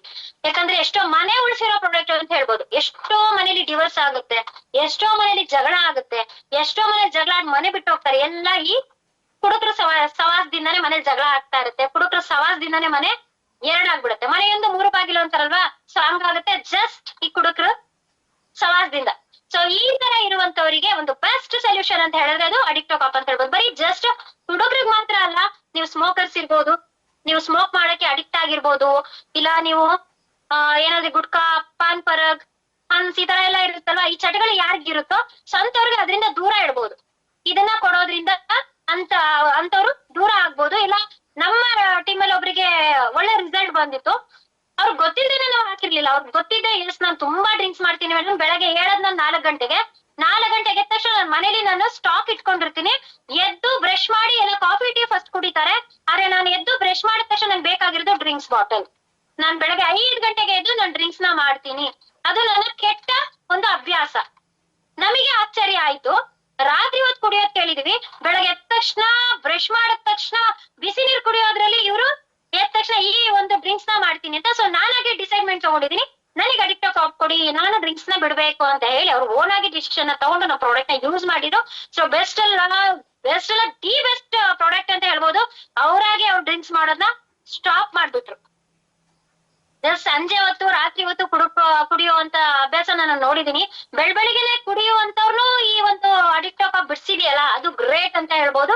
ಸೊ ಅವರಾಗೆ ಒಂದು ಡಿಸಿಷನ್ ತಗೊಂಡು ನಮ್ಮ ಪ್ರಾಡಕ್ಟ್ ನ ಕೂಡ ತಗೊಂಡಿದ್ರು. ಸೊ ಬೆಸ್ಟ್ ಅಂದ್ರೆ ಬೆಸ್ಟ್ ಪ್ರಾಡಕ್ಟ್ ನ ಯೂಸ್ ಮಾಡಿದ್ರು. ಸೊ ಅದಾದ್ಮೇಲೆ ನೆಕ್ಸ್ಟ್ ಬಂದ್ರೆ ಕಾರ್ಡಿಯೋಕಾಪ್. ಸೊ ಕಾರ್ಡಿಯೋಕಾಪ್ ಬಗ್ಗೆ ಹೇಳ್ಬೇಕು ಅಂದ್ರೆ ತುಂಬಾ ಖುಷಿ ಆಗುತ್ತೆ. ಯಾಕಂದ್ರೆ ತುಂಬಾ ಜನಕ್ಕೆ ಹೆದರಿಕೆ ಇವಾಗ. ಇದ್ದಕ್ಕಿದ್ದಂಗೆನೆ ಜಿಮ್ ಮಾಡ್ತಾ ಇದ್ರು, ಯೋಗ ಮಾಡ್ತಾ ಇದ್ರು, ಇದಕ್ಕಿದ್ದಂಗೆ ಹಾರ್ಟ್ ಅಟ್ಯಾಕ್ ಆಗೋಯ್ತು. ಯಾವ ಟೈಮಲ್ಲಿ ಹಾರ್ಟ್ ಅಟ್ಯಾಕ್ ಆಗುತ್ತೆ ಅನ್ನೋದು ಗೊತ್ತಾಗಲ್ಲ. ಸೊ ಅಂತ ಪುನೀತ್ ರಾಜ್ಕುಮಾರ್, ಎಷ್ಟು ಜನ ಅವ್ರ ಫ್ಯಾನ್ಸ್ ಇದೀವಿ ಅಲ್ವಾ, ಎಷ್ಟು ಜನ ಅವರ ಫ್ಯಾನ್ಸ್ ಇದೀವಿ. ಅವರಿಗೆ ತುಂಬಾ ಜನ ಇಷ್ಟ ಪಡ್ತೀರಾ. ಅಯ್ಯೋ ಪುನೀತ್ ರಾಜ್ಕುಮಾರ್ ಅಂದ್ರೆ ನನ್ ಫೇವ್ರೇಟ್, ಪುನೀತ್ ರಾಜ್ಕುಮಾರ್ ಅಂದ್ರೆ ನನಗೆ ತುಂಬಾ ಇಷ್ಟ ಅಂತ ಹೇಳಿ ತುಂಬಾ ಜನ ಇಷ್ಟ ಪಡೋರು ಇದೀರಾ. ಸೊ ಅಂತವ್ರಿಗೂ ಕೂಡ ಹಾರ್ಟ್ ಅಟ್ಯಾಕ್ ಆಗಿದೆ ಅಂದ್ರೆ ತುಂಬಾ ಬೇಜಾರಾಗುತ್ತೆ. ಯಾಕಂದ್ರೆ ಅವ್ರು ಹೆಲ್ದಿ ಫುಡ್ ನೇ ತಿಂತಾ ಇರ್ತಾರೆ, ತುಂಬಾ ಚೆನ್ನಾಗಿರ್ತಾರೆ. ಬಟ್ ಆದ್ರೂ ಅಂತವ್ರಿಗೆ ಯಾಕೆ ಪ್ರಾಬ್ಲಮ್ ಆಗುತ್ತೆ? ಈ ಒಂದು ಕಾರ್ಡಿಯೋಕಾಪ್ ತಗೊಳ್ಳೋದ್ರಿಂದ ನಮ್ಮ ಹೃದಯದಲ್ಲಿ ಅಂದ್ರೆ ಹೃದಯದಲ್ಲಿ ಏನೇ ಒಂದು ಸಮಸ್ಯೆ ಇದ್ರು ಕೂಡ, ಹಾರ್ಟ್ ಪಂಪಿಂಗ್ ಜಾಸ್ತಿ ಇರ್ಲಿ, ಹಾರ್ಟ್ ಬ್ಲಾಕೇಜಸ್ ಇರ್ಲಿ, ಹಾರ್ಟ್ ಪಂಪಿಂಗ್ ಕಡಿಮೆ ಇರ್ಲಿ, ಹಾಗೆ ನಮ್ಮ ಹಾರ್ಟ್ ನಲ್ಲಿ LDL ಕೊಲೆಸ್ಟ್ರಾಲ್ ಅಂತ ಇರುತ್ತೆ, ಅಂದ್ರೆ ರಕ್ತದಲ್ಲಿನ ಸಕ್ಕರೆಯ ಪ್ರಮಾಣ ಇರ್ಬೋದು. ಸೊ ಈ ತರ ಎಲ್ಲಾನು ಕೂಡ ಕಂಟ್ರೋಲ್ ಮಾಡುತ್ತೆ ನಮ್ಮ ಕಾರ್ಡಿಯೋಕಾಪ್. ಇದನ್ನ ತಗೊಳ್ಳೋದ್ರಿಂದ ಹೃದಯಕ್ಕೆ ಸಂಬಂಧಪಟ್ಟ ಏನೇ ಕಾಯಿಲೆ ಇದ್ರು ಕೂಡ ಬೆಸ್ಟ್ ಅಲ್ಲಿ ಬೆಸ್ಟ್ ಪ್ರಾಡಕ್ಟ್ ಅಂತ ಹೇಳಿದ್ರೆ ನಮ್ಮ ಕಾರ್ಡಿಯೋಕಾಪ್ ಅಂತ ಹೇಳ್ಬೋದು. ಹಾಗೆ ನೆಕ್ಸ್ಟ್ ಪ್ರಾಡಕ್ಟ್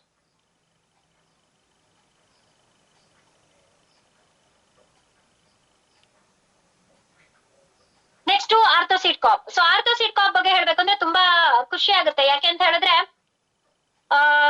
ನಾನು ಈ ಒಂದು ಸಂಸ್ಥೆಗೆ ಜಾಯಿನ್ ಆಗೋದಿಕ್ಕೆ ಮೇನ್ ಫಸ್ಟ್ ಪ್ರಾಡಕ್ಟ್ ಅಂತ ಅಂದ್ರೆ ಅದು ಆರ್ಥೋ. ನಾನು ಈ ಸಂಸ್ಥೆಯಲ್ಲಿ ಇದ್ದೀನಿ, ಏನೋ ಒಂದು ಅಚೀವ್ ಮಾಡಿದೀನಿ, ಏನೊಂದು ಇನ್ಕಮ್ ಮಾಡಿದೀನಿ, ಈ ಒಂದ್ ಸಂಸ್ಥೆಯಲ್ಲಿ ಈಗ್ಲೂ ಸ್ಟಿಕ್ ಆಗಿ ಉಳ್ಕೊಂಡಿದೀನಿ ಅಂದ್ರೆ ಅದಕ್ಕೆ ಕಾರಣನೇ ಈ ಆರ್ಥೋ ಪ್ರಾಡಕ್ಟ್. ಫಸ್ಟ್ ನಾನು ಈ ಆರ್ಥೋ ಪ್ರಾಡಕ್ಟ್ ನ ಯೂಸ್ ಮಾಡಿ ನಮ್ ತಂದೆ ಕೊಟ್ಟು ಅವರ ಒಂದು ರಿಸಲ್ಟ್ ಇವತ್ತು ನನಗೆ ಇಲ್ಲಿ ತನಕ ತಗೊಂಡ್ ಬಂದಿದ್ದು.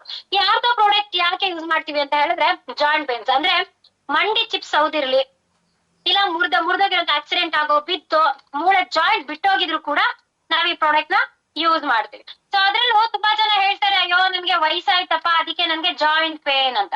ಇಲ್ಲಿ ವಯಸ್ಸಾಗಿರೋರಿಗೆ ಮಾತ್ರ ಜಾಯಿಂಟ್ ಪೇನ್ ಬರಲ್ಲ, ಚಿಕ್ಕ ಮಕ್ಳುಗಳಿಗೂ ಜಾಯಿಂಟ್ ಪೇನ್ ಬರುತ್ತೆ. First of all joint pain ಯಾಕೆ ಬರುತ್ತೆ ಅಂದ್ರೆ, ಈ ಜಾಯಿಂಟ್ ಗಳು ಇರುತ್ತಲ್ವಾ, ಈ ಜಾಯಿಂಟ್ ಗಳಲ್ಲಿ ಜೆಲ್ಲು ಉತ್ಪಾದನೆ ಆಗ್ತಾ ಇರುತ್ತೆ. ಯಾವಾಗ ಜೆಲ್ಲು ಉತ್ಪತ್ತಿ ಕಡಿಮೆ ಆಗುತ್ತೋ ಅವಾಗ ನಮ್ಗೆ ಆಟೋಮೆಟಿಕ್ ಜಾಯಿಂಟ್ ಪೇನ್ ಶುರು ಆಗುತ್ತೆ. ಅವಾಗ ನಾವು ಡಾಕ್ಟರ್ ಹತ್ರ ಹೋಗ್ತೀವಿ, ನಾರ್ ಪದಾರ್ಥ ತಿನ್ನಿ, ಅದ್ ತಿನ್ನಿ, ಇದ್ ತಿನ್ನಿ ಅಂತ ಡಾಕ್ಟರ್ ಸಜೆಸ್ಟ್ ಮಾಡಿ ಕಳಿಸ್ತಾರೆ. ಅದನ್ನ ಆ ಪ್ರೊಸೀಜರ್ ನಾವು ಎಷ್ಟು ದಿನ ಫಾಲೋ ಮಾಡ್ತೀವಿ? 1 ತಿಂಗಳು, 2 ತಿಂಗಳು, 3 ತಿಂಗಳು, ಅಮ್ಮಮ್ಮ ಅಂದ್ರೆ 4 ತಿಂಗಳವರೆಗೂ ಮಾಡಿ ಮತ್ತೆ ಸ್ಟಾಪ್ ಮಾಡ್ತೀವಿ. ಮತ್ತೆ ಹೇಗೇನ್ ಅದೇ ಪ್ರಾಬ್ಲಮ್ ಶುರು ಆಗುತ್ತೆ. ನಾವು ನಮ್ಮ ಜಾಯಿಂಟ್ ಗಳಿಗೆ ಮತ್ತೆ ಜೆಲ್ಲು ರೀಕಾಲ್ ಆದಾಗ, ಮತ್ತೆ ಜೆಲ್ ಉತ್ಪತ್ತಿ ಆದಾಗ ನಮ್ಗೆ ಜಾಯಿಂಟ್ ಪೇನ್ ಆಗೋದಿಲ್ಲ. ಈಗ ಎಕ್ಸಾಂಪಲ್ ಎತ್ತಿನ ಗಾಡಿ ಇರುತ್ತೆ, ಎತ್ತಿನ ಗಾಡಿಗೆ ಆಯಿಲ್ ಹಾಕ್ತಿವಲ್ವಾ ಚಕ್ರಕ್ಕೆ, ಆಯಿಲ್ ಹಾಕಿದಾಗ ಚೆನ್ನಾಗಿ ಎತ್ತಿನ ಗಾಡಿ ಹೋಗ್ತಾ ಇರುತ್ತೆ. ಯಾವಾಗ ಆಯಿಲ್ ಕಡಿಮೆ ಆಗುತ್ತೋ ಆಟೋಮೆಟಿಕ್ ನಮಗೆ ಆ ಆಯಿಲ್ ಎತ್ತಿನ ಗಾಡಿ ಕರ್ರ ಸೌಂಡ್ ಬರುತ್ತೆ. ಮತ್ತೆ ಆಯಿಲ್ ಹಾಕ್ತಾ ಚೆನ್ನಾಗಿ ಗಾಡಿ ಓಡುತ್ತೆ. ಅದೇ ತರ ನಮ್ಮ ಜಾಯಿಂಟ್ ಗಳಲ್ಲಿ ಜೆಲ್ ಉತ್ಪತ್ತಿ ಆಗ್ತಾ ಇರುತ್ತೆ. ಯಾವಾಗ ಜೆಲ್ ಉತ್ಪತ್ತಿ ಕಡಿಮೆ ಆಗ್ತಾ ಬರುತ್ತೋ ಅವಾಗ ನಮಗೆ ಜಾಯಿಂಟ್ ಪೇನ್ ಬರುತ್ತೆ. ಸೊ ಇದನ್ನ ತಗೊಳ್ಳೋದ್ರಿಂದ ನಮಗೆ ಜಾಯಿಂಟ್ ಪೇನ್ ಬರೋದಿಲ್ಲ, ಜೆಲ್ ಉತ್ಪಾದನೆ ಮಾಡುತ್ತೆ. ಜೊತೆಗೆ ಮಂಡಿ ಚಿಪ್ಸ್ ಹೋದೋಗಿದೆ, ಲಕ್ಷಾಂತರ ರೂಪಾಯಿ ಕೊಡ್ಬೇಕು. ಮಂಡಿ ಚಿಪ್ ಕೂರಿಸ್ಬೇಕು ಅಂದ್ರೆ ಏನ್ 1000-2000ದಲ್ಲಿ ಆಗಲ್ಲ. ಸೊ ಅಂತದಕ್ಕೂ ಕೂಡ ಮಂಡಿ ಚಿಪ್ ಅನ್ನ ಸರಿ ಮಾಡುತ್ತೆ. ಸೊ ಅದ್ರ ಜೊತೆಗೆ ನಮ್ಗೆ ಬಿದ್ದು ಆಕ್ಸಿಡೆಂಟ್ ಆಗಿ ಮೂಳೆ ಮುರಿದೋಗಿದ್ರು ಕೂಡ ಆ ಮೂಳೆನ ಮತ್ತೆ ಅಗೇನ್ ಜಾಯಿನ್ ಮಾಡುತ್ತೆ. ಯಾಕಂದ್ರೆ ಇದ್ರಲ್ಲಿ ಅಸ್ಥಿ ಮಸ್ತಕ ಮತ್ತೆ ಅರ್ಜೋಡ್ ಅನ್ನೋ ಇಂಗ್ರೀಡಿಯೆಂಟ್ಸ್ ನ ಹಾಕಿದ್ದಾರೆ. ಅಸ್ಥಿ ಅಂದ್ರೆ ಮೂಳೆ, ಮಸ್ತಕ ಅಂದ್ರೆ ಜೋಡಣೆ, ಅಂದ್ರೆ ಬಿಟ್ಟೋಗಿರುವಂತ ಮೂಳೆನ ಜೋಡಣೆ ಮಾಡುವಂತ ಶಕ್ತಿ ಈ ಒಂದು ಆರ್ಥೋಸಿಟ್ಗೆ ಇದೆ. ಸೊ ಇದನ್ನ ತಗೊಳ್ಳೋದ್ರಿಂದ ಬೆಸ್ಟ್ ಪ್ರಾಡಕ್ಟ್ ಅಂತ ಹೇಳ್ಬೋದು. ಯಾರಿಗೆಲ್ಲ ಜಾಯಿಂಟ್ಸ್ ಪೇನ್ ಇದೆ ಸೊ ಅಂತವ್ರಿಗೆ ಇದನ್ನ ಬೆಸ್ಟ್ ಸೊಲ್ಯೂಷನ್ ಅಂತ ಹೇಳ್ಬೋದು. ಅದ್ರ ಜೊತೆಗೆ ನೆಕ್ಸ್ಟ್ ಬಂದ್ರೆ ಬೇಬಿ ಕಾಪ್. ಈ ಒಂದು ಬೇಬಿ ಕಾಪ್ ಕೊಡೋದ್ರಿಂದ ಇದು ಮಕ್ಕಳುಗಳಿಗೆ ಸಜೆಸ್ಟ್ ಮಾಡ್ತೀವಿ. ಯಾವ ಮಕ್ಕಳ ಬೆಳವಣಿಗೆ ಕಡಿಮೆ ಇರುತ್ತೆ, ಯಾವ ಮಕ್ಕಳ ಬೆಳವಣಿಗೆ ಸರಿಯಾಗಿ ಆಗ್ತಾ ಇರಲ್ಲ, ಬುದ್ಧಿಮಾಂದ್ಯತೆ ಇರ್ಬೋದು, ಬೆಳವಣಿಗೆ ಇರ್ಬೋದು, ಮೆಮೊರಿ ಪವರ್ ಲಾಸ್ ಇರ್ಬೋದು. ಸೊ ಟೋಟಲಿ ಮಕ್ಕಳಿಗೆ ಇದನ್ನ ಕೊಡೋದ್ರಿಂದ ಇಮ್ಯುನಿಟಿ ಪವರ್ ಬೂಸ್ಟ್ ಮಾಡುತ್ತೆ, ಮಕ್ಕಳಿಗೆ ಇಮ್ಯುನಿಟಿನ ಬೂಸ್ಟ್ ಮಾಡುತ್ತೆ, ಮಕ್ಕಳ ಬೆಳವಣಿಗೆ ಚೆನ್ನಾಗಿ ಮಾಡುತ್ತೆ. ಸೊ ಹಾಗಾಗಿ ಇದನ್ನ ಮಕ್ಕಳಿಗೆ ಕೊಡುವಂಥದ್ದು. ಸೊ ಅದಾದ್ಮೇಲೆ ನೆಕ್ಸ್ಟ್ ಡೈಬೋಕಾಪ್. ಸೊ ಈ ಡೈಬೋಕಾಪ್ ಅಂದ್ರೆ ಸಾಕು, ಮೊದಲೆಲ್ಲ ಹೇಳ್ತಾ ಇದ್ರು ಸಾವಿಲ್ಲದ ಮನೆ ಸಾಸಿವೆ ತಗೊಂಡ್ ಬಾ ಅಂತ. ಈಗ ಕಾಯಿಲೆ ಇಲ್ಲದ ಮನೆ ಸಾಸಿವೆ ತಗೊಂಡ್ ಬಂದ್ರೆ ಯಾವ ಮನೆನೂ ಸಿಗಲ್ಲ. ಏನಿಲ್ಲ ಅಂದ್ರೂ ಅಣ್ತಮ್ಮ BP ಶುಗರ್ ಆದ್ರೂ ಇದ್ದೇ ಇರುತ್ತೆ, ಪ್ರತಿಯೊಂದು ಮನೇಲೂ ಇದ್ದೇ ಇರುತ್ತೆ. ಈಗ ಕಾಮನ್ ಆಗ್ಬಿಟ್ಟಿದೆ. ಈ ಶುಗರ್ ಇದ್ದವ್ರು ಕೂಡ ಏನ್ ಮಾಡ್ತಾರೆ ಗೊತ್ತಾ, ಡೈಲಿ ಟ್ಯಾಬ್ಲೆಟ್ ನ ಕನ್ಸ್ಯೂಮ್ ಮಾಡ್ತಾರೆ. ನಾವ್ ಎಷ್ಟು ಟ್ಯಾಬ್ಲೆಟ್ ನ ತಗೊಳ್ತೀವಿ ಬಾಡಿ ಒಳಗೆ, ಏನಕ್ಕೆ ನಾವು ಟ್ಯಾಬ್ಲೆಟ್ ತಗೊಳ್ತಾ ಇರ್ತೀವಿ ಅದನ್ನ ಕಡಿಮೆ ಮಾಡ್ಬೋದು, ಆದ್ರೆ ಬೇರೆ ಬೇರೆ ಕಾಯಿಲೆಗಳನ್ನ ಉತ್ಪತ್ತಿ ಮಾಡುತ್ತೆ, ಬೇರೆ ಬೇರೆ ಕಾಯಿಲೆಗಳನ್ನ ಇನ್ಕ್ರೀಸ್ ಮಾಡುತ್ತೆ. ಇದು ಡಿಕ್ರೀಸ್ ಆಗುತ್ತೆ. ಅಂದ್ರೆ ನಾವು ಶುಗರ್ ಟ್ಯಾಬ್ಲೆಟ್ ತಗೊಳ್ಳೋದ್ರಿಂದ ಶುಗರ್ ಡಿಕ್ರೀಸ್ ಆಗ್ತಾ ಇರುತ್ತೆ, ಬೇರೆ ಕಾಯಿಲೆ ಇನ್ಕ್ರೀಸ್ ಆಗ್ತಾ ಇರುತ್ತೆ. ಸೊ ಹಾಗಾಗಿ ನಾವ್ ಎಷ್ಟು ಇಂಗ್ಲಿಷ್ ಮೆಡಿಸಿನ್ಸ್ ನ ಅವಾಯ್ಡ್ ಮಾಡ್ತೀವಿ ಅಷ್ಟು ಒಳ್ಳೇದು. ನಾವು ಇಂಗ್ಲಿಷ್ ಮೆಡಿಸಿನ್ಸ್ ಟ್ಯಾಬ್ಲೆಟ್ ಆ ಕಾಯಿಲೆಗೆ ಅಂತ ತಗೋತಾ ಇರ್ತೀವಿ, ಅದು ಒಳಗಡೆ ಬೇರೆ ಬೇರೆ ಕಾಯಿಲೆಗಳನ್ನ ಉತ್ಪಾದನೆ ಮಾಡುತ್ತೆ. ನೀವು ನೋಡಿರ್ಬೋದು, ಹೈಯೆಸ್ಟ್ ಶುಗರ್ ಇರೋರಿಗೆ heart problem, liver problem, kidney stone, ಬೇರೆ ಬೇರೆ ಬೇರೆ ಕಾಯಿಲೆಗಳು ಉತ್ಪತ್ತಿ ಆಗ್ತಾ ಇರುತ್ತೆ.